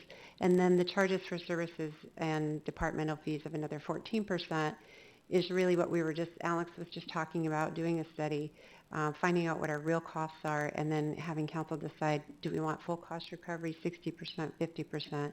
But there are some charges for services and fees in there that have some statutory limits. So I just wanted to kind of paint you a picture of, you know, what the revenues look like and where you can really go. So when you're talking about a $7 or, you know, $4 million or $6 million deficit, and these rates have not been raised in over 5 years, that tells me that we have been balancing the budget through expenditure cuts in large regard. We have raised some recent revenues, most of which were earmarked, and that's wonderful. We are getting going places. I will say that as I was reviewing the new pension contributions and the revenue that we raised last year for that, we're going to be able to pay, it looks like we're going to be able to pay for that contribution until about 2020 before you would ever have to make any further increases. Under our original plan with Milliman, we were going to need an additional $2.3 million in revenue, if you remember. So that's, you know, really big positives coming out of the newest report. So I don't have a lot more to say, but I just wanted to let you know that obviously we're in full support of a 1%, a 2%, 3% sales tax, whatever you would like to do, we would love it. But we understand and the commitment of having to review seriously your operations, and I think that's also much needed. So I will leave you with that, and just wanted to make it clear that the 50% doesn't get us the whole way, and so I'm sure we'll be hearing more in the coming weeks for planning on the expenditure side. So thank you. Questions of Ms. Silva? Okay. Alderwoman I Smith. do actually have a question, and actually it has to do with property tax and not home rule sales tax. I've heard from a number of people that it's very strongly likely that we will have a cap on property taxes imposed on us retroactively from the state. Can you comment on that? Because I thought I heard something different as well, that that maybe we had a year or so to also consider property tax. I might have to defer to Jeff, but the last time that I received an update, we had one last levy to increase our property tax should you decide to do that. And then it would be frozen for 2 years under home rule, and then would not be able to be raised again without referendum, even though we carry a home rule status. In my estimation, that really just means it's frozen, but I don't know if there's a retro clause in there now. Yeah, I don't think anybody knows 100% yet, but certainly both have been talked about, and I would not assume that you're going to be able to raise the property taxes. But again, I don't think that's been fully fleshed out yet. We are keeping an eye on that and talking with anyone who works down in Springfield regularly.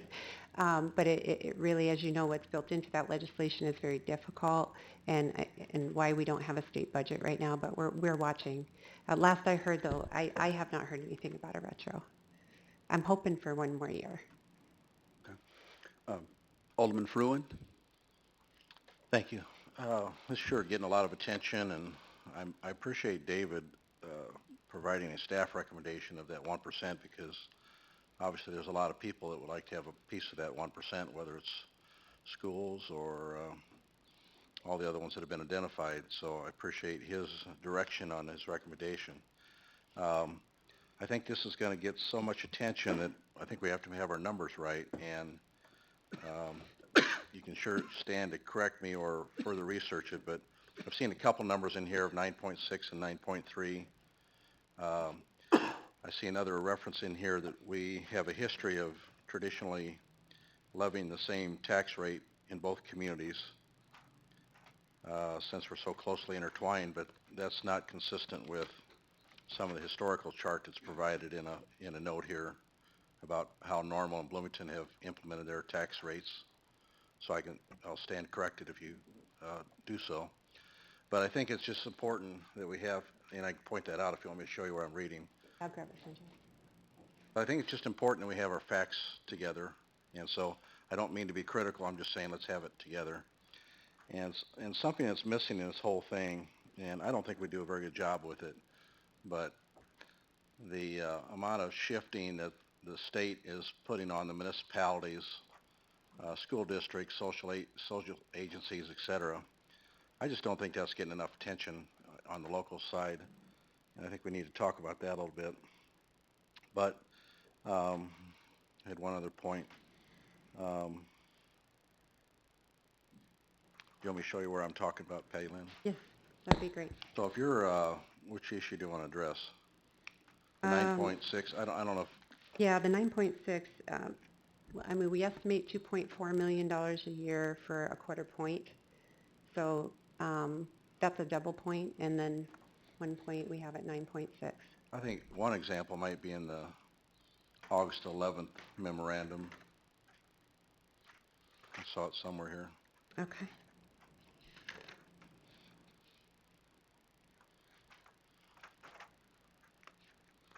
Is there something that says 9.3?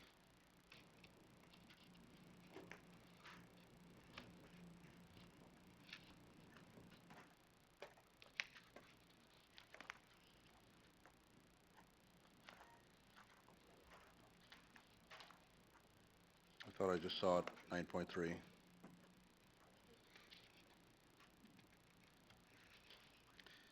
In any event, our calculation, you're saying our calculation, City of Bloomington calculation is 9.6. That's our estimate. I mean, they are estimates, but yes, we're saying a full point would be 9.6. If there is 9.3 in there somewhere, then that would not be correct. And it might be in the normal report. Oh, yeah, it is the normal's report. Page 4 of the normal report. Yeah. Yeah. Well, those aren't our estimates, so I think we... Thanks, Scott. And then on the left side of that, at least on the page 3, it talks about the history of change in home rule sales tax, July of '08, July 10. So we just have to be careful with how we say it's intertwined. And if they are done at the same time, if they have been done at the same time, then please correct me. But I think that's obviously the intention now. The intention now is to do something together, and I'm all for that. I had one other point, but it'll come back to me, so thank you. Okay.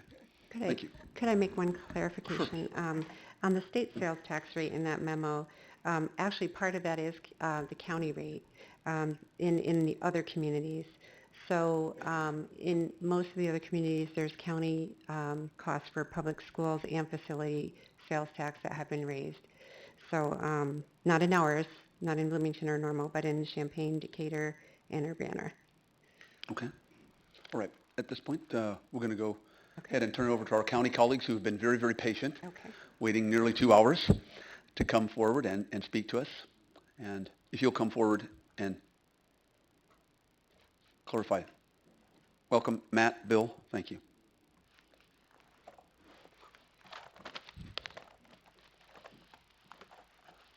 Thank you, Mayor and members of the council. I want to start by saying that I'm quite upset this evening. Jim and I flipped a coin back there. He got to talk to you about flush and flow. I get to talk to you about mental health, behavioral health, public safety. I guess at the end of the day, that's probably a good thing because I'm not qualified to talk to you about flush and flow, and he's not qualified to talk to you about what I'm going to talk to you about. The sad thing is I'm here to talk to you about mental health, behavioral health, and public safety, representing hundreds and hundreds of residents of our community who can't or won't or don't understand how to come here and talk to you about it themselves. So to some extent, I'm a spokesperson. I guess I'm a torchbearer this evening, but I want to thank you for taking the time to have the discussion. A number of years ago, McLean County began to face the undeniable community shortfalling in the area of mental health and behavioral health services. For the county, the problem showed itself in the form of an increasingly complex justice system. Our courts became more complex. Our public defender's office had to become more complex. Our prosecutor's office had to become more complex. Our jail services had to become more complex. And it added a great deal of cost and strain to that system. Historically, the state of Illinois has borne the financial and the operational responsibilities for providing mental health, behavioral health services throughout the state. In recent years, they have stopped providing those services. They've cut their funding. They've reduced almost every form of support for these types of services. And the county was literally forced into this issue. The lack of state dollars has forced a shift of the responsibility for these types of issues from the state to local governments. More calls for first responder services, police and fire.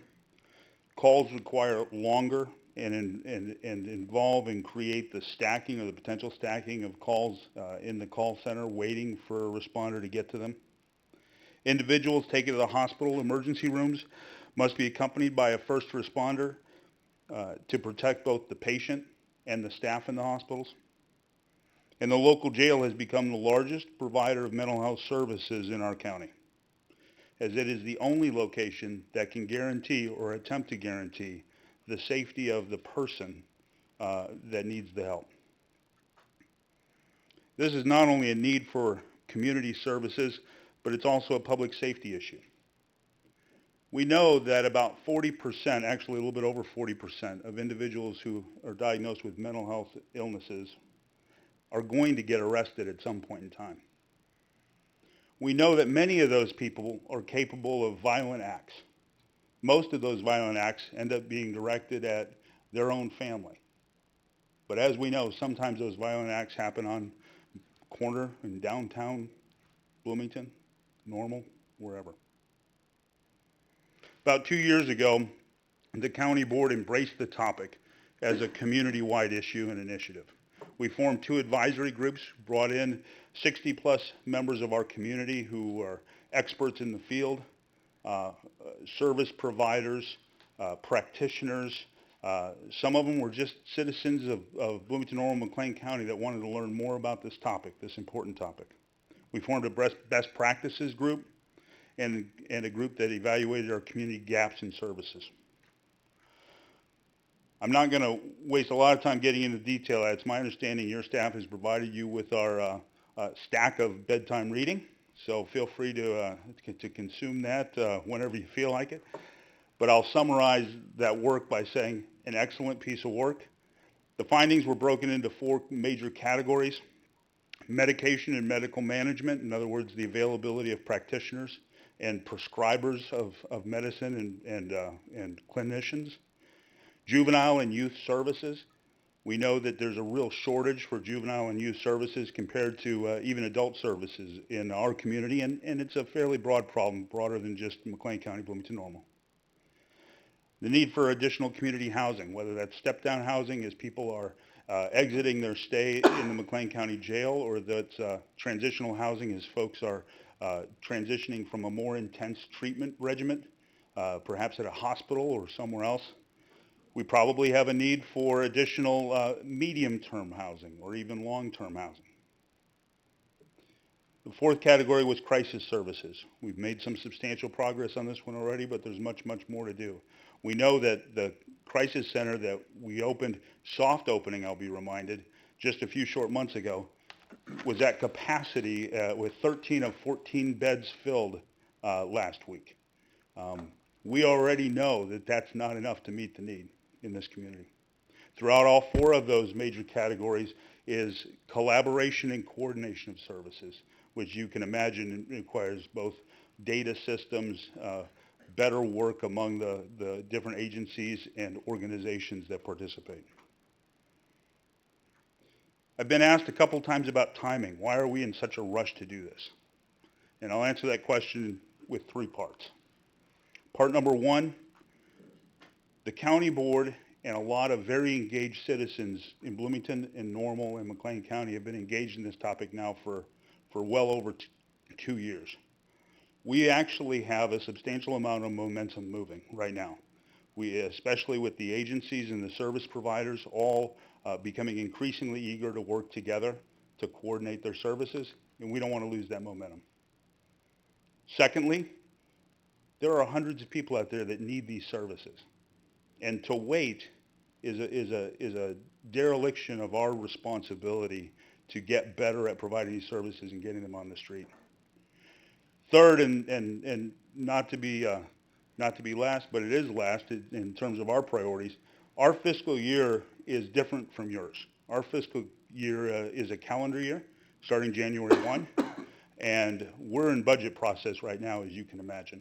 We're hitting it hard. Matter of fact, Bill's going to introduce a recommended budget to the county board tomorrow morning, and it would be very helpful for us to understand exactly how we're going to pay for the dozens and dozens, if not hundreds of recommendations coming out of our action plan. And knowing that before the end of the year is critically important to us. To summarize, McLean County is certainly a stakeholder in that this issue impacts our entire community. We have helped to define the issue. We've helped to put a face on it. But this is a community issue that will require community-wide resources. Those resources will come in the form of people. Those resources will come in the form of capital expenses. And those resources will come in the form of dollars for services. And with that, Mr. Mayor, I've tried to leave lots of time for questions and discussion. Bill, do you have anything important that we missed? No. Okay. Questions of Matt or Bill? Alderwoman Schmidt. First of all, thank you very much for all the effort that's gone into this, and I think you've put together a really compelling case, and you're right, it's a community-wide problem, and we need to address it together. I would say the number one question that I get asked about this quarter-cent sales tax for mental health is, what are you going to spend it on? And maybe you can give us a high-level, quick response of, bricks and mortar and what percentage. It looks like it would be about 2.4 million from Bloomington. But I think it would be really helpful if we had some detailed, long-range dollars So attached to what are we buying I typically into? respond to that question with the 25, 25, 50%. And now I'll tell you what that means. There's no doubt that internally within the county, within the overall justice system, we have pretty significant expenses to get better at handling mental health, behavioral health guests in the McLean County Jail. To the extent that we've been put on notice a couple times now that how we're trying to manage that, while programmatically is pretty good, structurally it's not. So we know that. So 25% of the quarter cent will likely be earmarked. We're planning to earmark it now for capital expenses associated with jail and justice center renovation. That, in all likelihood, will include both facilities and then probably some additional technology for folks who really can't be moved around easily. We know we're going to have to add some technology to the mix for the courts and the jail system. Second 25% will be largely operational and staffing in nature. Within the justice system, so within the countywide justice system. So when I say that, it's operational in nature and that we know that we need more money for drugs. We spent about $1 million last year on psychotropic drugs in the McLean County Jail, and that number just keeps going up. So that second quarter percent is the second quarter of a quarter is operational in nature. It likely will include enhanced training in our state's attorney's office and our public defender's office within the law enforcement organizations of the county. So staffing and operations costs. The last half of the quarter, our goal is to drive as many of those dollars as we possibly can into the core service delivery in the community. So along with that is that underlying theme of collaboration and coordination. We know that the electronic justice system, EGIS, as it's oftentimes referred to, which is used in police cars throughout the county, it's used in the court system, it's used in jail management and everything else. We know that that system is going to have to be enhanced to bring to it collaborative data and information about folks in our community who need services and who, frankly, Chief Hefner and his officers ought to know more about as they're being called to an address. So those kinds of expenses would be in that last half as well. But our primary focus is actual services being delivered on the street. It would be really helpful to have just a one-page information sheet that we can share when we get those questions. Sure. So we can speak knowledge. Happy to do that. Alderman Sage. Thanks for your presentation, and thanks, just so that I acknowledge that we sat down last week and we talked, and I had a number of questions. And so I just kind of want to go over a few of those questions that we talked about because I think it's important for the public to hear them, right?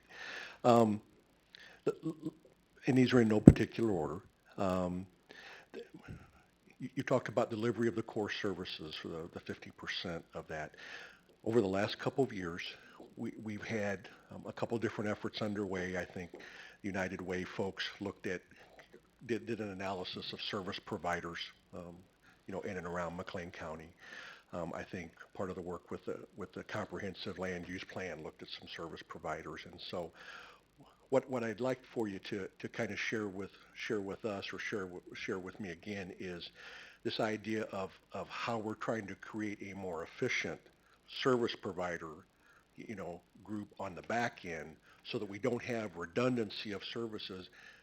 Where we see redundancy has wasted money. I mean, it's cost with little or no added value. So if you could talk a little bit about that. So I think there's probably two parts of the response there, Alderman Sage, and the first part is just to put everybody at ease. We work very hard to be very inclusive of the work, bringing folks who were engaged in that United Way public health work that they had done a couple years ago. Bringing the League of Women Voters, many of you know, did a full white paper on the topic of mental health, behavioral health services in McLean County. We worked very hard to bring all of them in to make sure that we had all the potential learnings from their work product incorporated within the action plan. So that said, so there's redundancy and there's competition, if you know what I mean. And we talked about that. And we talked a little bit about it, and I'll bring it up again. Absolutely agree. Redundancy, I think in its purest definition, which is truly duplicative services that when you could do with only one, that would be a waste. Especially in this part of the world, was in the social services agencies and those kinds of things, we get into a lot of talk about capacity grants versus fee-for-services. And so the idea that we may be giving capacity grants to two organizations and charging them with providing the same services, that could be problematic.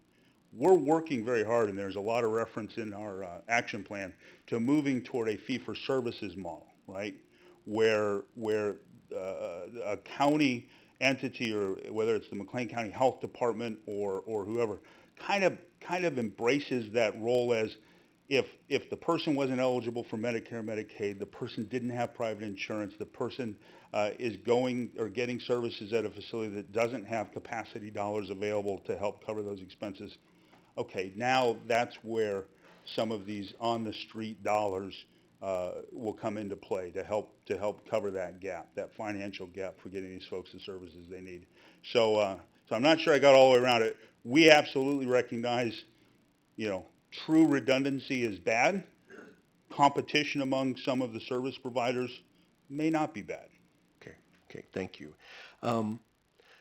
Another question that I asked about was, I know we had a tremendous amount of community involvement on the front end of the process, designing much of the new services and programs. And so what I asked was this idea of are there, explain the process a little bit about how that worked so that people who design the process in terms of then on the back end of providing the service, you're benefiting from having designed the service a little bit. Sure.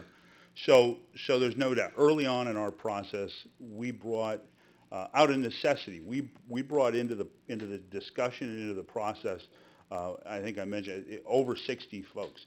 About 30, I think 32 of them were actually part of one of the two advisory groups, and then the other 30 or so were kind of resource people that the advisory groups could call in and bring in for specific information if they had questions or wanted to learn more about specific agencies or services or whatever the case might be. Once those two original white papers were done, one around best practices and one around the community gap, while we kept the entire group informed, we really kind of pulled back the fences a little bit into a smaller writing group that didn't include service providers. And matter of fact, ultimately we pulled that group even into a smaller group, which was only county board members that had no economic interest at all in the topic, but had been kind of up and down the hills with these advisory groups for over a year. So, I mean, that's kind of how we protect our, we're very sensitive. Obviously, we're in a public-private partnership right now with Chestnut regarding a federally qualified health center. And as much as Chestnut has been a good business partner for the county, both in terms of the crisis unit that they opened and now the federally qualified health center, we couldn't have Chestnut people at the table drafting the final recommendations. It just wouldn't have been right on our part, and we didn't do it. Okay. And just only about 15 more questions, Mayor. No, I'm just kidding. Just a couple more. I got all night. We're already over I don't time, have but go anywhere to ahead. be until 9 in the morning. Yeah, and so, no, just a couple more questions, and maybe one of those being a comment. Do you, and this is a question I often ask whenever folks come and want to engage the city in any type of financial effort like this, beyond the 0.25% sales tax, do you anticipate coming back to the city and asking for any more revenue beyond the 0.25% sales tax? Well, if the city ever wins the lottery and then the state actually makes good on the IOU, we'll be in line with everybody else. But assuming that that's not going to happen, right. Our goal is not on this topic. I mean, as you know, Sure. we have dozens and dozens of intergovernmental agreements. I'm talking between about the county mental and health the effort here, right? Well, hopefully not. We don't anticipate that we would. We're optimistic that that this funding mechanism, along with the county's authority to levy a property tax, along with a lot of work that's going on right now to get the service providing entities better at billing other sources, Medicare, Medicaid, private insurance. Historically, the presence of those state dollars has made some of these agencies a little bit less aggressive about the third-party revenue sources that they could be billing. And we're optimistic that that's a big part of our white paper as well. Is right. These organizations all have to get better at recapturing the dollars that they should be able to bill somewhere else. Sure. And then my last, I guess, it'll be a question. So this is a county-wide effort, and again, when we talked, there is a sizable percentage of folks who will participate in these programs and services that I understand are from the city of Bloomington, and a percentage from the town of Normal, as well as a percentage from the county outside of Bloomington Normal. And I recognize that those aren't all equivalent, but for purposes of conversation, this is a county-wide service package that's being put together. So. Sure, yeah, I mean, absolutely. Obviously, the center of all of these kinds of services ends up being in, probably in Bloomington, but in Bloomington Normal. Right. I think one way that we've kind of thought about it recently, as the conversation about a potential sales tax has evolved over the last year or so, while your staff will tell you that about 70% of those sales tax dollars collected are City of Bloomington residents, the other 30% are people that are coming in and spending their dollars in Bloomington. Well, we believe that a majority of those aren't traveling here from Indiana to spend their money in Bloomington. A majority of those are traveling from Downs, Leroy, Danvers. So just to a large extent, a sales tax in Bloomington Normal is a countywide sales tax. That we don't have a bunch of big retail doors and storefronts out in the county. Right. Okay. Thanks for your time. I appreciate it. Okay. Thank you very much. And we're going to go ahead and move to the public comment section.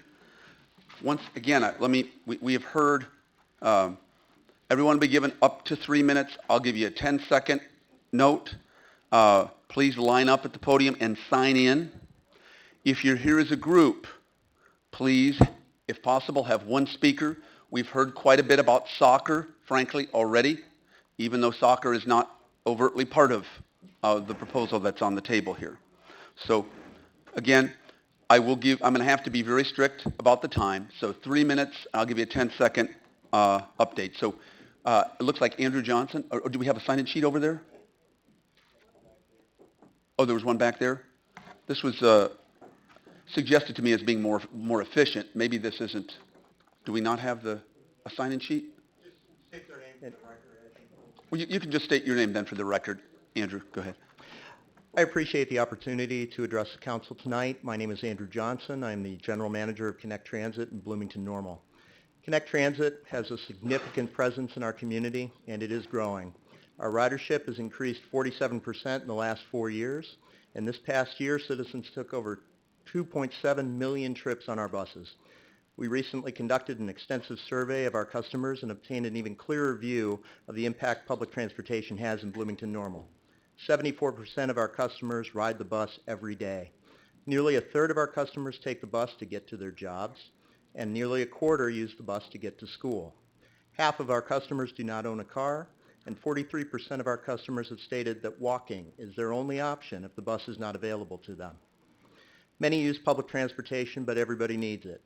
You might ride the buses or have family or friends who do. Maybe you don't ride, but the people who work at the stores and restaurants you visit might use the buses to get to those jobs. Each day our lives are touched by someone who uses public transportation, and our quality of life is improved by the positive impact public transportation has on the economy. Connect Transit buses get people to jobs and education. It is a critical component of the economic engine of our community. But we have a problem. The state provides 65% of operating funding, and we have to provide the remaining 35% locally. We currently do that using revenue from the fare box and diverting to operating federal dollars meant for capital projects. We can't cover our whole state apportionment, though, and every year Connect Transit is forced to leave state funds on the table for lack of that local match. Last year it was $1.8 million. This year it's $1.5 million. But there's an opportunity to obtain that local match and reward a modest investment with an outsized return. Normal has recently approved increasing the sales tax by 1% and has voiced the intent to invest a portion of that revenue into Connect Transit service, contingent on Bloomington doing the same. With about $600,000 from the city and $400,000 from the town, we can fund service on Sundays or increase frequency on some of our busiest routes to 15 minutes. And when we leverage the currently unused state funding with that combined $1 million of local funds, we will provide well in excess of $2 million in additional service. This can provide a mix of Sunday service, increased frequency, and span of service. It enables even more citizens to obtain and keep jobs, receive an education, access health care, and shop via public transit. Connect Transit appreciates the tough decisions that must be made in the coming week and supports the Council as it determines the best course of action. The decision on where to invest public funds is never an easy one, but when it comes to public transportation in our community, the return on the investment is significant, and we hope that the Council will give Connect Transit strong consideration. Thank you. Thank you. Hello. My name is Charles Smith. I am chairperson for a very small grassroots group called Committee to Ensure Fair Transit. We occasionally work with Connect Transit, and sometimes we don't. I'm here tonight to give you the personalized version of why you should pass the increase and help Connect Transit. I am one of the writers, and I was fortunate enough recently to get a job. Sometimes I get up very early to get to that job. When the buses aren't running, I walk. Right now, not a problem. When the winter hits, it's a problem. I'll be walking in the streets because very often our walks are not covered properly and they're full of ice and snow. I'm only one of very many. Also, Connect Transit's offering Sunday service, which is something that people have wanted for years. So they have the opportunity to worship, to shop, and to help work to support their families. Now, I have fulfilled my role for my group. Now I would like to speak to you as a person who's lived in Bloomington most of his life, who's gone to school here, raised a son here, and worked here. For 7 years, I worked at the Center for Independent Living and worked with persons with disabilities, including the mentally ill.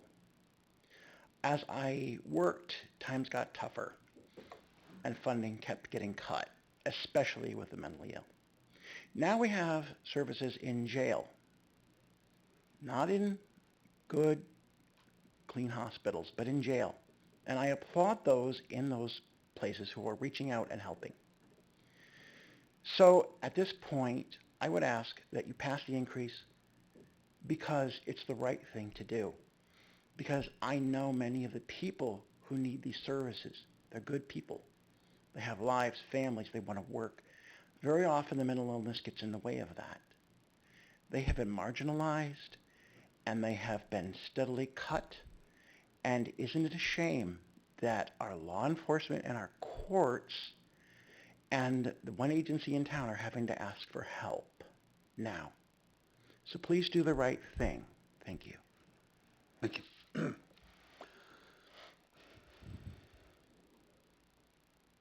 Gary Lambert. As you all know, and I won't spend any time on it, a sales tax increase is the most regressive form of taxation there is. There are implications to that. David made mention earlier that we need to learn from our past mistakes. We all make them. Nobody can disagree with that. Countless times we've heard about prior regimes, administrations. I refer to the Markowitz regime, given a little tint of history, as the regime of terror, doing what they pleased. And we've heard lots of comments from this council. Then we went into a period for a couple of terms of office where it was growth at any cost. I can't count the number of times I've heard council references to the mistakes that were made in funding our developments. So we ended up with the Grove development. We ended up with an unused fire station. We just heard a very good presentation on sewers and wastewater. Got a need here for mental health needs.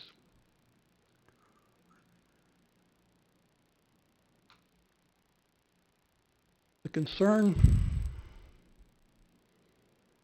that I have is I don't think anybody can argue with those. There are tremendous costs coming down the road for this city.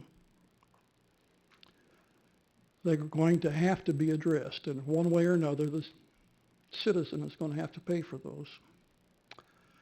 I would refer to this current regime is that of quality of life at any cost. Because what you're doing is continuing to fund these projects while not adequately planning for the real needs of the community. Thank you.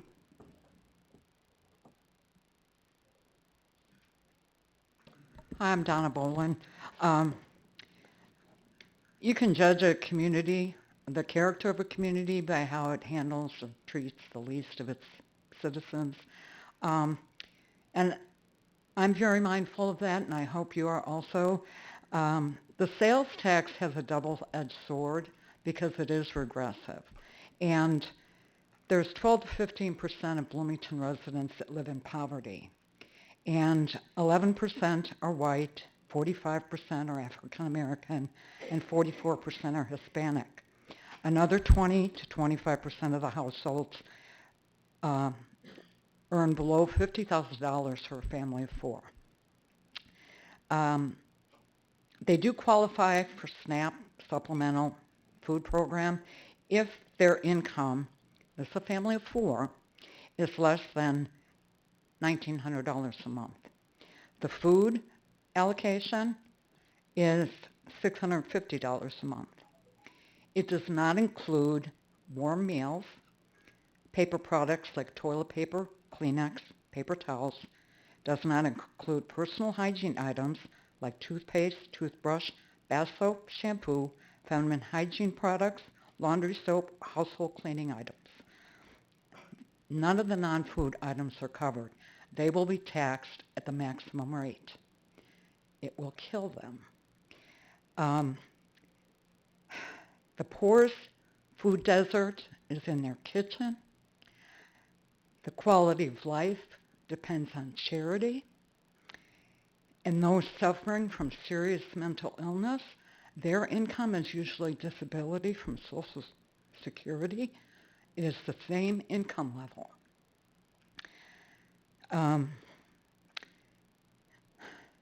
They sometimes have to choose between the expensive medicine and food. And if you're hungry, maybe you don't really want to take your medicine, and then you get sick again. And one problem I have is with the presentation from the from the McLean County is the large umbrella they put on the mental illness issue. Everybody that's in jail has a behavioral issue. That's why they're there, but not necessarily a mental illness issue. So mental illness in the case where they have to take medication. So I would just keep that in mind also when you're going to vote on that. Thank you. Thank you. Mr. Superintendent, good evening. Good evening. You guys have a very Thank you tough for being job. very patient. I can with us empathize this with evening. that. And we have Mark Daniels, the other superintendent, behind a couple people behind you. Thank you. My name is Barry Riley, and I serve as superintendent of Bloomington District 87 schools. My wife and I are also very proud, longtime residents of this community. Tonight, it's in my role as superintendent that I come to you on behalf of the District 87 Board of Education, the 5,352 students and over 700 staff members, and the District 87 community to express concerns over the sales tax increase, at least as discussed. I want to thank members of this City Council, our mayor, our city employees for their wonderful partnerships that we already share. We have a lot of those. We do that with the Parks and Recs Department, the Public Works. Jim Karch I know very well from late nights, early mornings when the weather gets bad. He's very helpful to us. And certainly the Bloomington Police Department. We have an excellent partnership when it comes to our school resource officers and in general their support of our schools. We work together very well. Those partnerships serve our staff, students, and the community very well. When it comes to pre-K-12 public school education, we are very fortunate in this community to have high-quality schools, not only in Bloomington Normal, but throughout this entire county. However, all of us are facing very difficult financial challenges due to mainly decreased local and state revenues that have required many cuts already and reductions to staff and programs. At Bloomington District 87, we anticipate yet another deficit in our education fund, and that's the fund that really takes care of the people, 80% of what our costs are for our schools. And that occurs despite reductions enacted in each of the last 3 years. Because of this, we are asking for you to consider yet an additional, this will be very unpopular for some, 0.25% to go with your local school districts as there are looming issues on the horizon that could have even further significant negative impact. Those issues include, it's already been mentioned, a 2-year property tax freeze, a shift of the pension cost from the state to the local levels, and a revamp of the school funding formula. We recognize the city of Bloomington also faces significant financial challenges. We at District 87 understand this and the logic of considering a 1% sales tax as a source of revenue to fund, as Mr. Hales had mentioned, public safety, mental health, and to help street resurfacing. We want to be clear that we are not asking to take away from that or detract from those very important issues. The recent study that this council, I believe, approved from Bring It On Bloomington by the Regional Planning Commission made clear the importance of education at all levels, calling it a pillar of the community, enriching our culture and economic competitiveness. Providing the $0.25 to your local pre-K through 12 schools sends a strong message of this importance to the entire community. We know your jobs as council members are very tough. We appreciate your willingness to serve our community and listen to our concerns. Thank you for your consideration. Thank you.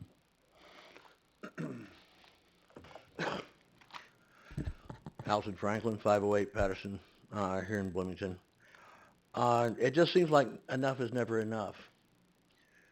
You're already taking a penny and a half. Now you want to up it 70%. Laudable goals, I might add. Having been a substance abuse counselor for a number of years, I'm fully aware of the impact of mental health and the need for making sure that it is available to those that require it.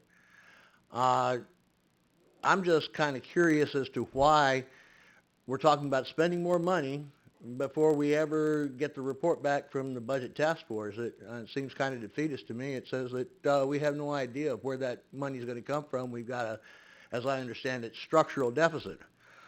Well, I've got a solution of sorts, and that is I'm not looking to ask for his resignation. I think David Hales ought to be fired. He has gone beyond gross incompetence off into the illegal. $1.3 million in pension spiking that was paid for that penalty was paid for through an unauthorized transaction, electronic transaction. I got to admire the audacity. I mean, that's something remarkable.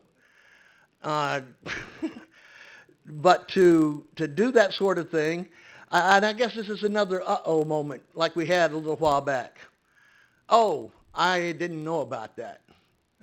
Well, and it's going to take me 60 days to figure out how to get past it. You change the damn policy. That's what you do. That's nothing that requires a whole lot of thought. You simply implement that. You say, hey, sorry folks, we don't fund your pension bump anymore. We're going to pay you your sick leave as you walk out the door on that day. Gee, how complicated. There's just time after time after time. And it seems to be getting more frequent, and it seems to be getting more severe. I'm just wondering what the hell's next. Quite frankly, we would be not only the 200K plus in his salary ahead, we also wouldn't have to worry about more mistakes. Thank you for your time. Good evening, Mr. Superintendent. Good evening. I'm Mark Daniel, Superintendent of Unit 5 Schools, and I'd like Thank to you for being patient this Thank evening. you. A little bit different on this side of the table, I tell you. But I would like to thank you for listening to our concerns as superintendents of your schools regarding the sales tax being proposed. As Dr. Riley explained, the needs of our schools are very real for all the reasons mentioned. Some of the areas in particular that we're looking, first of all, we have IT needs. We have software that absorbs more and more memory, and yet our teachers can't use the software because of computers. That's a rather significant budget item. We also have, of course, class sizes that we're dealing with. Last year, we did not replace 28 teachers. We have one of the best educational fund ratios. In other words, we stretch the dollar to the maximum. But to do so, that impacts classrooms, that impacts our administrators. We continue to find ways to make those cuts, just like Dr. Riley. It becomes more and more difficult. But those are things we must do because we do truly believe that schools are the essential backbone of each and every community. That if you're going to expand economically, you better have a very strong K through 12 and then also post-secondary program, which I believe we do have in Bloomington Normal, making it very unique. But I also would like to talk about the mental health piece because the mental health piece is very much part of what we experience every day in our schools as well. And I applaud the attention from a little personal standpoint. I have a daughter who's a social worker that every day she works with veterans who are homeless in Indianapolis. Very demanding job. Very, as far as those individuals of those needs, very real, and it impacts our community here just as well. So with that said, I would also like to use dollars to deal with our mental health issues within our classrooms, which, by the way, again, as I've said, is very real. We have that need. We've already spent our entire budget in regards to mental health needs in our classrooms. In other words, we don't have enough to cover our teacher assistants as well as our teachers which are highly specialized. So again, I applaud you. This is not easy work, but I think because of us coming together, we can find solutions. Thank you. Thank you. Good evening. My name is Kevin Fitzgerald. I'm the Chief Judge of the 11th Judicial Circuit and a resident circuit judge in McLean County.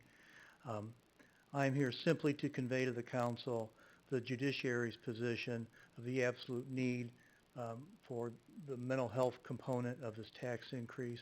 I think that Mr. Sorensen did an excellent job of articulating the need and the history of the collaborative effort made in this community to deal with the issue. This is a community problem which requires a community and a collaborative response. The judiciary fully supports the need. We see it every day in court. This is an absolute need in this community, and we support and urge the council to pass the tax with the 25% mental health component. Thank you. Thank you, Judge. Good evening. I'm Tom Barr. I'm the Director of the Center for Human Services here in Bloomington. I'm asking you to support the tax increase, specifically as it ties in with the needs of the mentally ill and the money that's earmarked for that. The challenges that face people with mental illness, as well as the communities in which they live, are not going to go away. 1 out of every 5 people will at some point in their life have a diagnosable mental illness and a functional impairment based upon that. 1 out of 20 will have a severe and persistent mental illness that will follow them through a large portion, if not their entire life. And so these issues will not go away. We're not talking about faceless, nameless strangers. We're talking about people in need. At times we're talking about the working poor, the uninsured, the underinsured. Other times we're talking about our neighbors, our friends, and our own family members. And because these issues will not go away, it's critical that services be provided for them. Because ultimately, these services will need to occur in one way or another. And it's been proven time and again that services provided on an early intervention approach has a greater impact upon the clinical abilities of the clinicians and the people being served.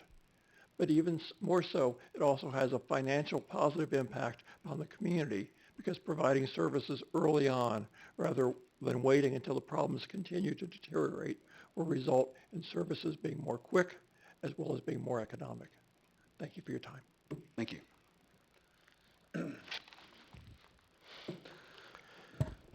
Bruce Meeks. I'm not going to really get into the mental health issue because I've spent 8 hours with you guys at the retreat Saturday and I didn't have a chance to read it all.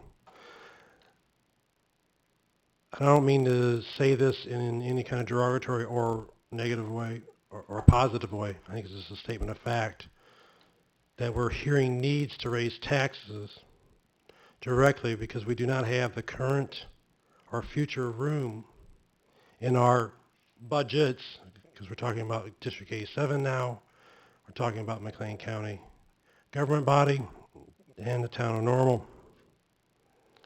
So with that, I will clue you in on a couple of things here that the citizens are doing. I've told some of you this, and it will affect your budget. We need 100 signatures to put a park district on the referendum for March. I had 80 by myself before my father got ill. I don't see a problem with that. There's also now a budget revoking your home rule. I do not want to tie that to this discussion. I just want to inform you that it does exist. They will need a considerable amount of signatures to get it on the ballot, again for March of next year. I would really like to see, before you vote on this, a property tax study or spreadsheet or something, but what if we move this dollar amount that's needed through a tax levy? Mr. Hales and Mr. Renner might remember one of the first open houses, the mayor open house, I asked, where's the sunset clause on sales taxes? There isn't one. With home rule, if you do a sales tax increase, it's never going to go away. That shouldn't be tied to any particular need or want we have right now. The park district will help you. This quality of life discussion could be potentially moved to the park district board of directors. They can deal with the tax levies because they'll be non-home rule. If the citizens choose to put on the ballot and they choose to vote you out of home rule, evoke it from you, you'll be equal to the park district. You'll not be able to raise taxes without going to a referendum. The park district has to go to referendum for a majority of their funding. So those who want to fund the quality of life can stand up and vote and politic for it, but guess what? They get to vote on it. What's happening tonight, what's happened with the gas tax, the citizens cannot give you a qualified or quantified position on what they want. And that's very important that we get to that point. I also believe every invention is very important. Less than 10 seconds. Thank you. All right. We're going to now begin the council's discussion.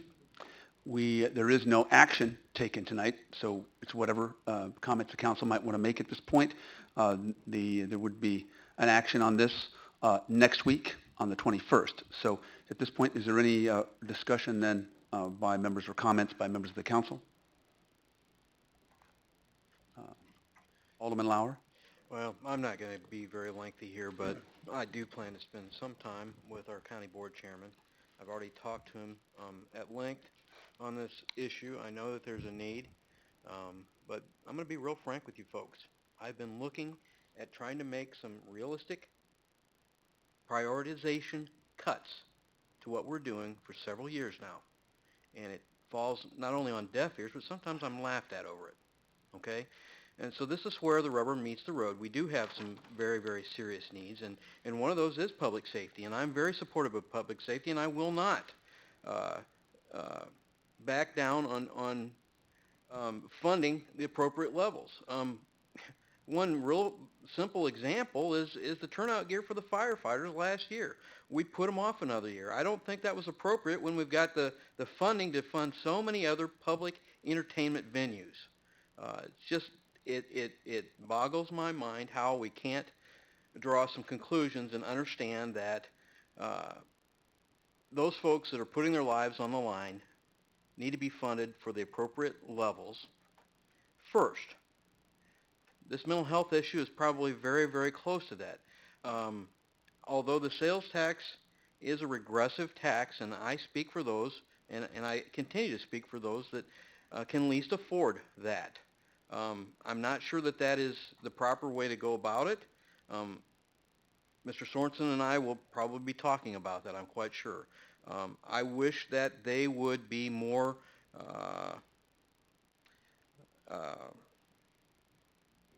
I don't know how to put it, inventive in terms of their funding.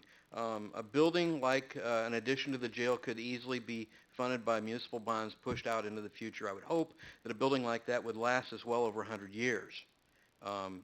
Yes, things change, and yes, we have to modify them, and that's really the reason we're building an addition in the first place, because we just put this, the jail that's currently there up, back in the late 70s or early 80s? And so that was a major undertaking by our county in the first place. Things have changed. I understand that. But we've got to be more creative in how we look at things and how we finance things into the future. I am very familiar with what goes on in the school systems, and I know that they need funding. And they are affected by this mental health issue as well. So I guess the big thing is I'd be much more supportive of doing something like this if we had actually made those cuts, and if we were in a mode in which we would actually look very, very seriously at our priorities.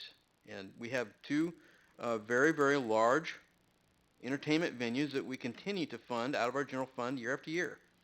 These things need to pay for themselves or go away. They've got to be funded with some responsibility here. The folks that we're going to be affecting the most, regardless of which way we go with this decision, are the folks that cannot afford either one of those venues. And they never will, more than likely. So they're caught in the middle. And not only that, we've got a number of other issues that we do. David, I would really like to see a line item budget this year so that I can look at that and know exactly where our money is spent. Because the documents that we've got tell a nice story, but it doesn't define exactly where the money is going. And so I'm going to continue to ask for that until I get it. Thank you. Alderwoman Burgess. Well, I want to first address some of the concerns that perhaps that this is taking the easy way out by raising the sales tax. I think clearly from Patty Lynn's presentation this evening, that is not the case. Our problems will not go away in terms of the structural deficit. In fact, they will continue to grow very shortly. But what this will allow us to do is to buy ourselves a little bit of time while we make those very difficult decisions about how to best allocate the resources we have. So I don't want it to create the impression that council is not dedicated to continuing to look at our city services, at our city expenses, and finding a way to be able to balance the budget on a consistent basis. And that is incredibly important. And the most responsible thing we can do in the city of Bloomington is to get our financial house in order.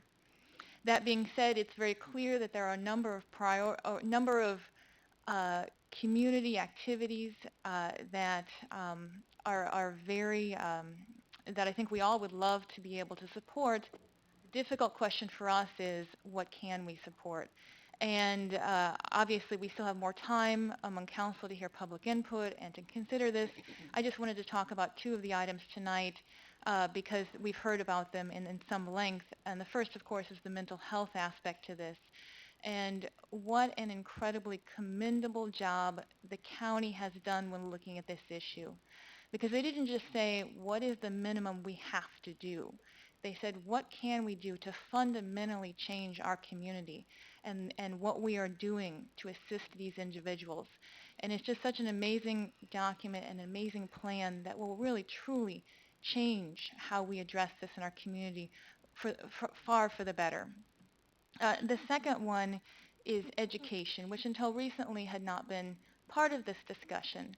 But what I don't know that extraordinary is the right word, but because that makes it sound almost positive, but what an unusual circumstance for us to be in, to have the superintendents from our local school districts asking the city of Bloomington for money.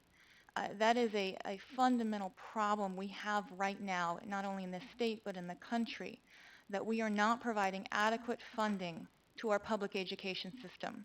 One of the most, one of the best promises we have made as a country is to say to every child in the country that you will receive a free, quality public education. That is a type of dedication that has allowed our country to succeed. And it is the type of promise that not every child in the world receives today. And so it is very troubling to me when I hear our public school officials saying, we as a society, we as a country, we as a state are not living up to those promises. And I'm not going to say that I have the solution to that this evening, but I think that we need to recognize how unusual it is for them to be here and to give that conversation the weight it deserves. And again, I'm not making any particular comments about where we may end up as a city, but we need to be able to have that conversation as a community. Thank you. Thank you. And then just to clarify again, at 500 feet, our costs have gone up about 2 to 3% a year. We've had one tax increase in about 5 years. That was roughly inflationary.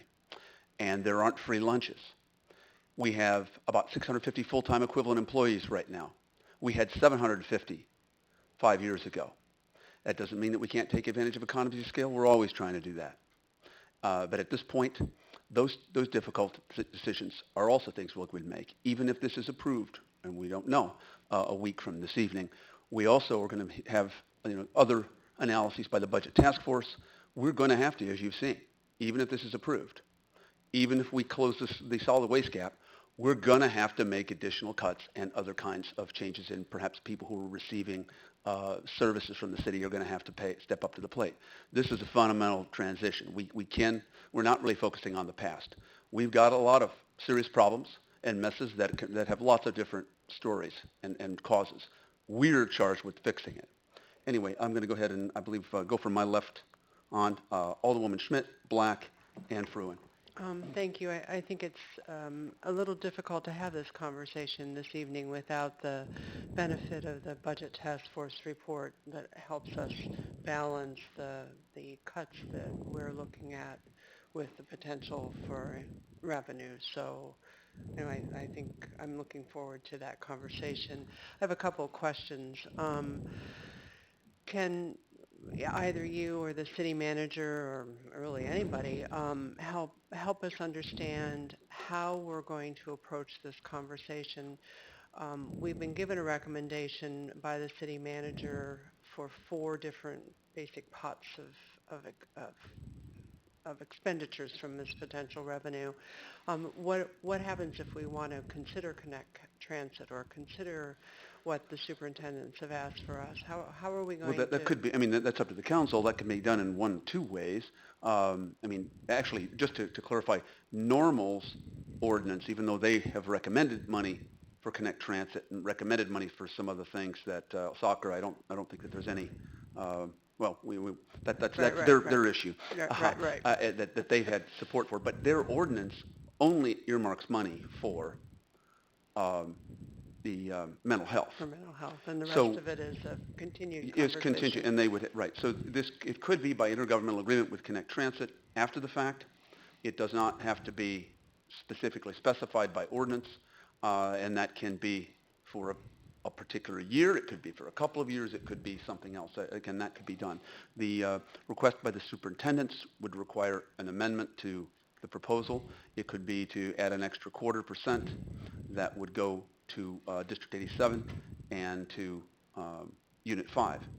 If we were to pass that, that is not identical to Normal's, then Normal would have to, in effect, react to whatever the city of Bloomington did. So at this point, the proposal by the administration, by Mr. Hales and staff to put together, is for a half of the penny to cover our structural deficit, a quarter for mental health for the county, and a quarter for essentially street resurfacing infrastructure. But that is That's open for some additional debate. This is absolutely debate and the council, and that's something that would be brought forward. It's mainly, the timetable of this was to large degree the fact that this is happening, well, at least by Bloomington standards, very quickly, and it's the county situation. They would like to have this, as Chairman Sorensen noted, their fiscal year begins January 1st, so it's essentially the county's timetable that is driving this particular decision that we have scheduled to be made a week from this evening. So it does not obviously have to be in the form that it is presented. It's obviously, I mean, ultimately, regardless of where the ideas come from or the agenda setting, that may come from the mayor and the city manager, it is the council that obviously makes the final determination. My second question has to do with, it's another process question, I guess. The last time we passed a quarter penny sales tax, it was to support the cultural district and the BCPA.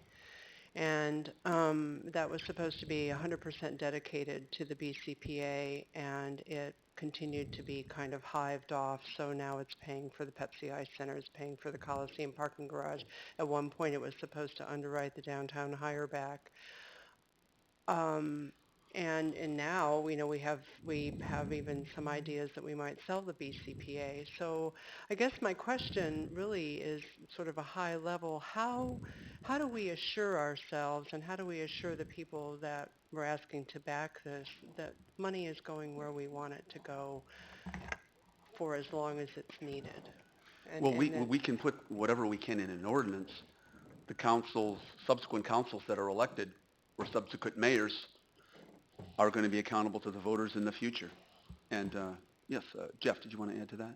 I would just also add that with specific regard to the mental health component of this, a intergovernmental agreement will be drafted, and what has been discussed is that would come back before the town, before the city, and the county, and so there would be some sort of a contractual agreement specifically as it relates to this mental health component for a period of time. Okay. Then Alderman Black, Fruin, and then back to Alderman Sage. Thank you. So some spirited discussion tonight.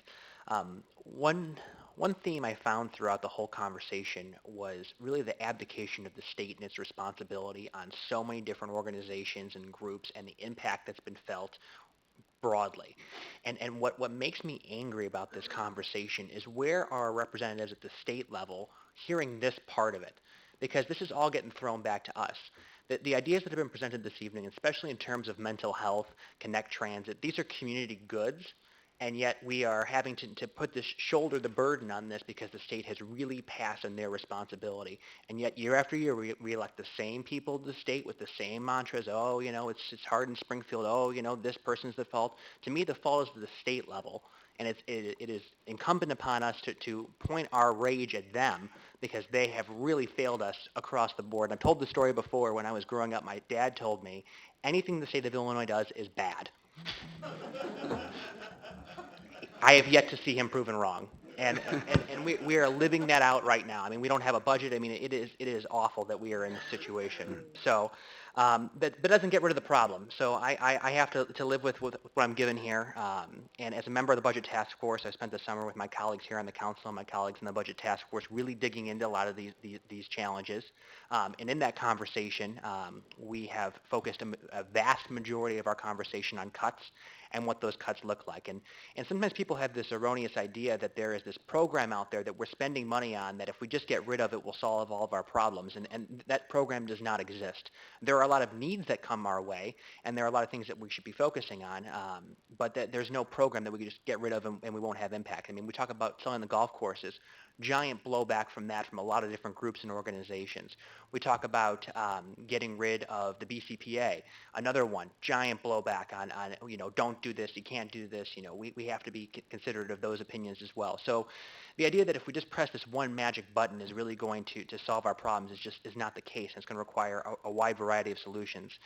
Now, people have heard me talk up here for a long period of time since I've been elected about property taxes and how that is, in my opinion, a more fair way of looking at taxation because, I see people in my ward whose water bill is more expensive than their city portion of their property tax, and they believe that to be unfair, and I would agree. And I'm really in a position now where I've talked about how I don't like sales tax. I didn't grow up here. I grew up in Chicago where it's significantly higher, and I used to do Christmas shopping in different counties because it was cheaper for me to drive out there than to spend the Christmas dollars than to buy it in my hometown. So I don't ever want to see us in that situation. So I'm very sensitive to that. But I have to live with what I have.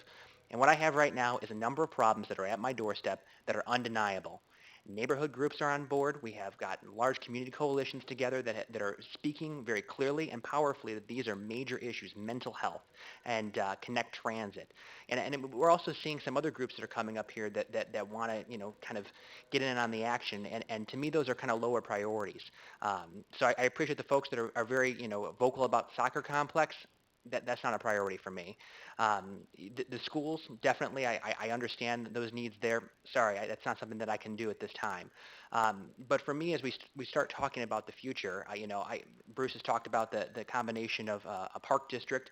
I didn't grow up here. I don't have the affection for some of the childhood memories in the area, but I can tell you where I grew up, a park district was formed, and a bunch of wackos got elected and tried to get rid of the whole thing. So I don't ever want to see a situation in which we cede our power and our authority to people who run in a low salience election, get elected, and try to get rid of Parks and Rec. So that's a concern of mine. And combining the school districts, I don't understand this two school district thing. I didn't grow up here. I don't get it. To me, these are the things that voters, from my perspective, are really looking for: those consolidation of services, consolidation of those duplication, and that the conversation needs to be had before we start walking down those paths. So, staff's looking for some discussion on where I'm at.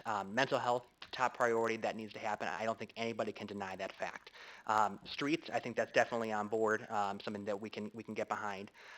Economic development, we sit in these meetings and we talk about how important economic development is. We say economic development will be a number one priority, but then when it comes time to put some revenue and some resources in that direction, we all tend to back off.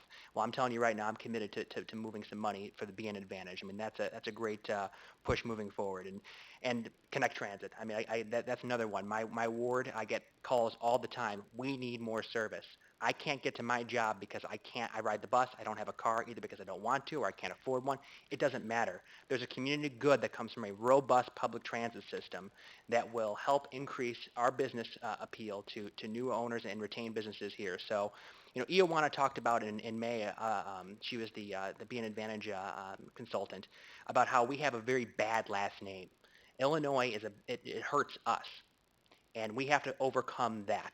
And yes, sales tax isn't something that people are really jumping behind and getting excited about. You ask anybody in a survey, do you want your taxes lower? Absolutely. But when you start digging in and seeing what services do you want cut, what do you want to see go, it becomes a lot harder to pick that out. So those are my thoughts. I hope to see something like that in the final proposal, and I appreciate everybody that spoke tonight. This conversation is very important. Okay. Alderman Fruin and Sage. I don't know how to follow that. because Scott covered quite a bit there.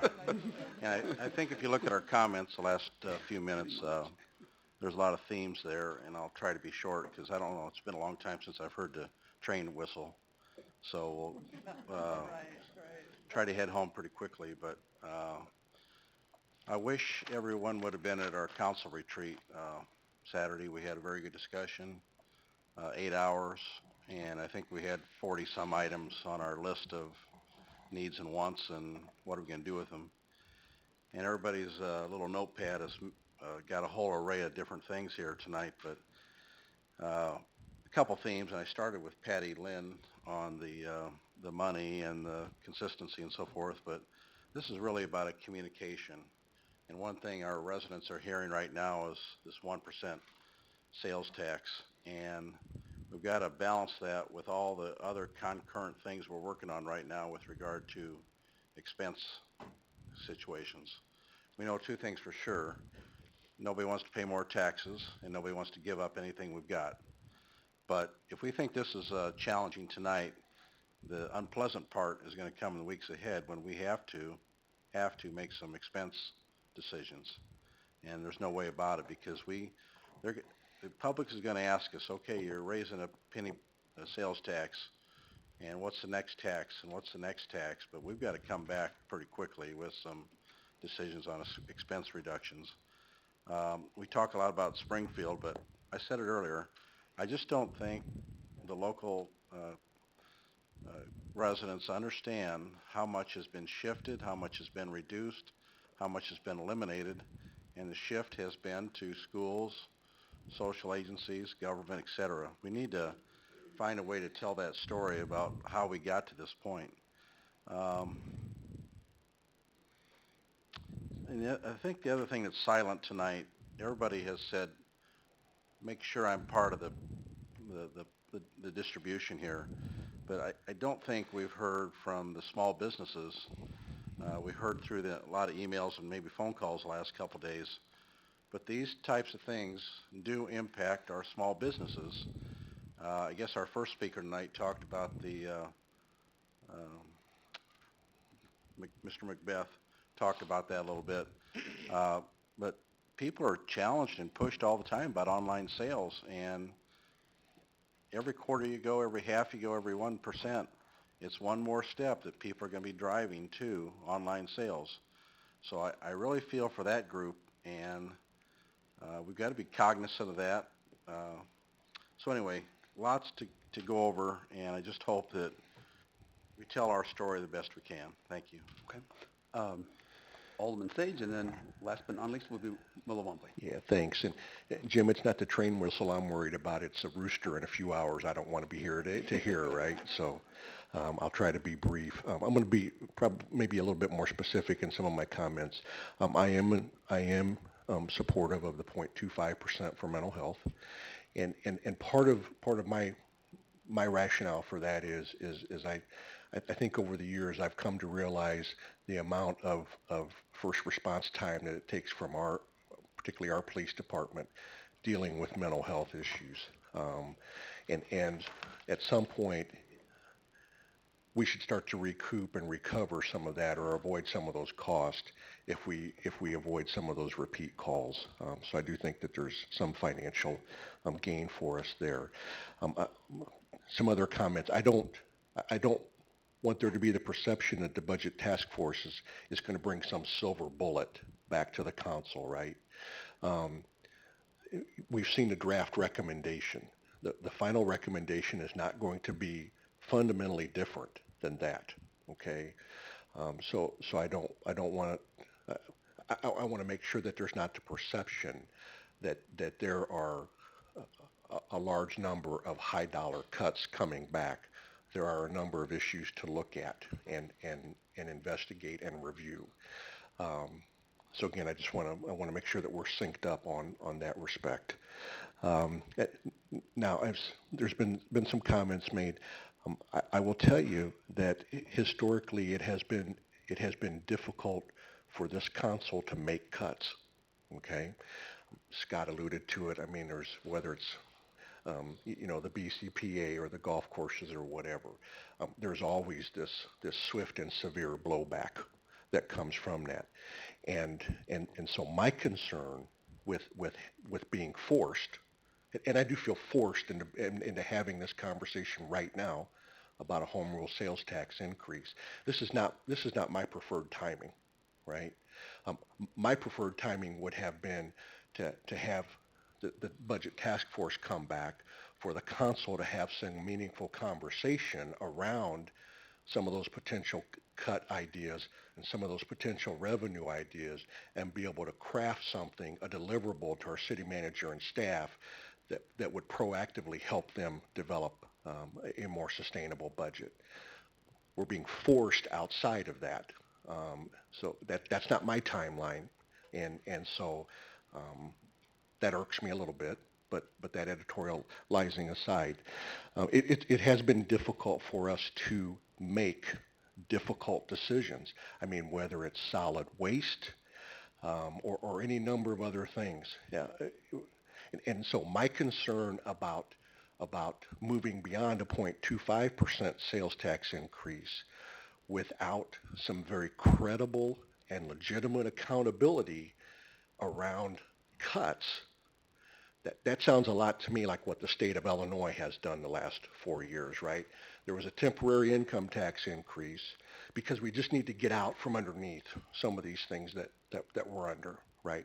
But we're going to make these cuts, and so everything will line up. We'll have convergence at the end, and we'll start to get to a balanced budget. The reality is that did not happen. And so I don't have to look any further than, 60 miles down the road to understand the potential that can happen to us if we don't have the political will and the very legitimate accountability, almost ironclad accountability to look at some of these cuts, the political will to make those decisions in conjunction with whatever conversations that are being forced upon us about potential revenues.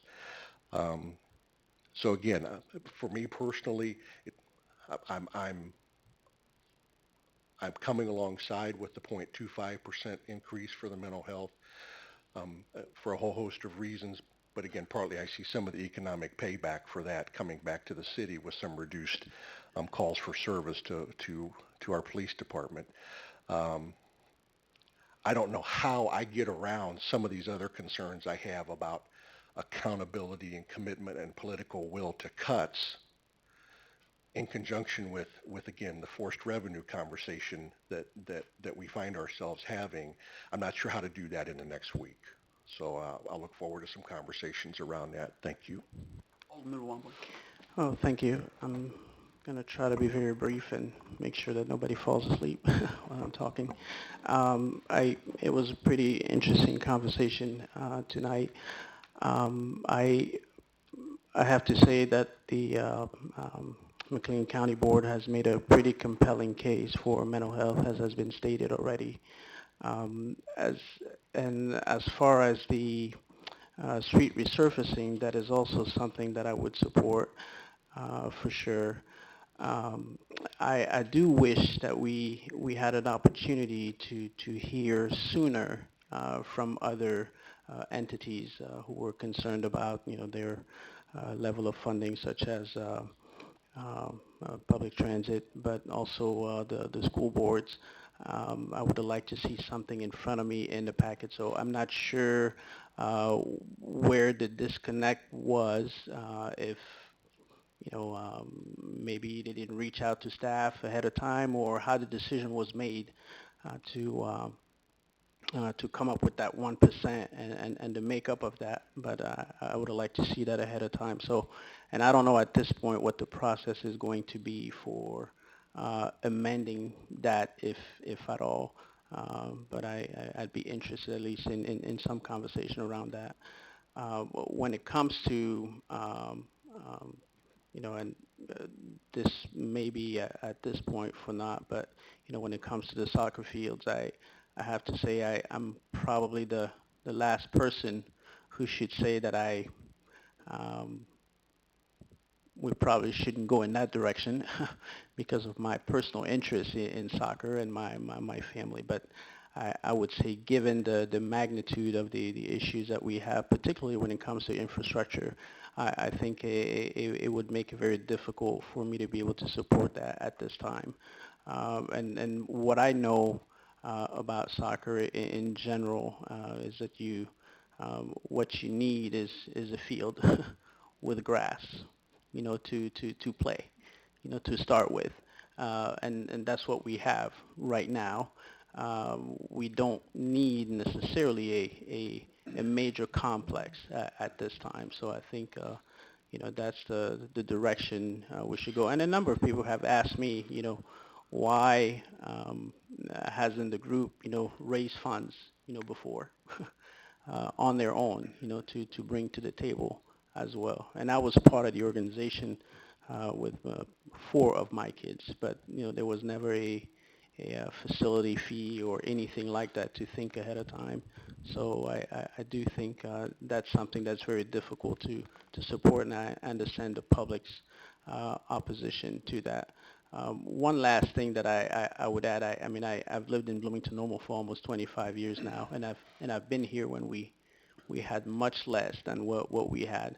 And to echo what some of my council colleagues have said, we have a hard time making some tough decisions.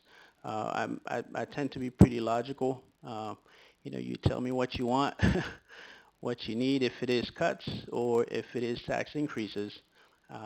We can go with that as well. For me, it's not a personal thing. It's just a question of what people do want to do. But if you don't want tax increases, you have to know that, yes, the cuts will be coming, and some of the things that you are accustomed to will no longer be here. Case in point, I know we've talked about Highland Golf Course, and I've heard from people who were advocating for cuts, but when the Highland Golf Course was mentioned, all of a sudden it became an issue. They were no longer interested in that. So a lot of those things tend to happen. Some of those conversations tend to happen. So I think that's all I have for now. Okay. Just to clarify, as I'd mentioned earlier, this is not to blame it on the county. The thing that's driving this is the county's timetable, that making this quickly.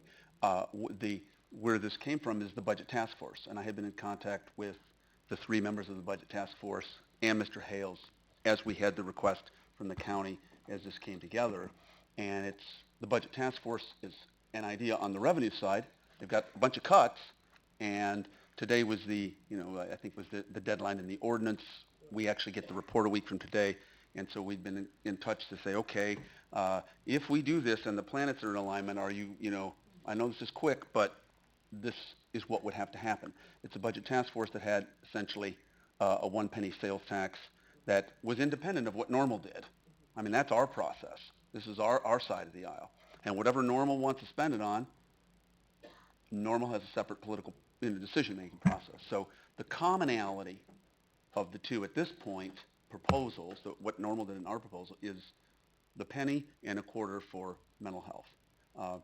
We have, at least the proposal that was put together, is a quarter for street resurfacing and then a half penny to address some of our structural deficit issues. So that's just to clarify where that came from. And I'm going to shift to Alderwoman Painter.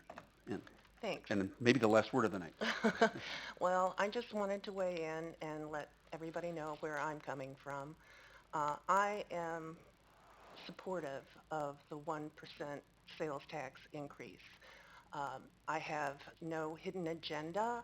I do not want to spend it on things that please just me. I think that we have a serious mental health issue in our county and in Bloomington, which is the county seat, making us a hub for all of the social services that we have to attend to. Also, we have streets and sewers that are crumbling around us, and those need to be addressed and fixed.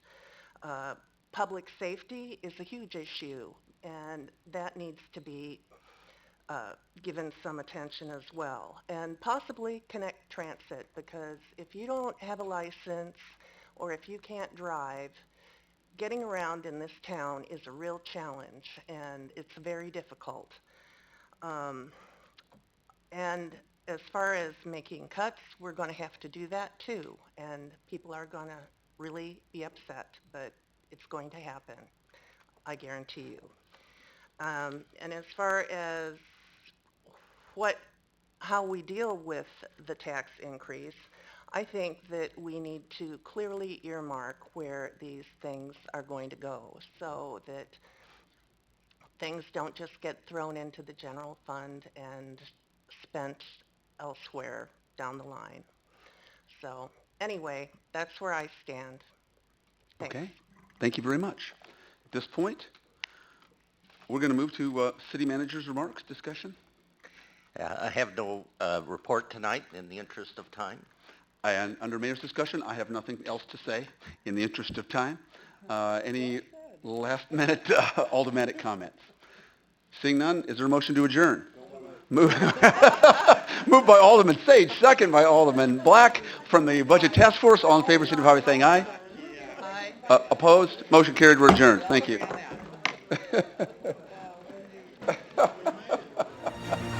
don't think I've ever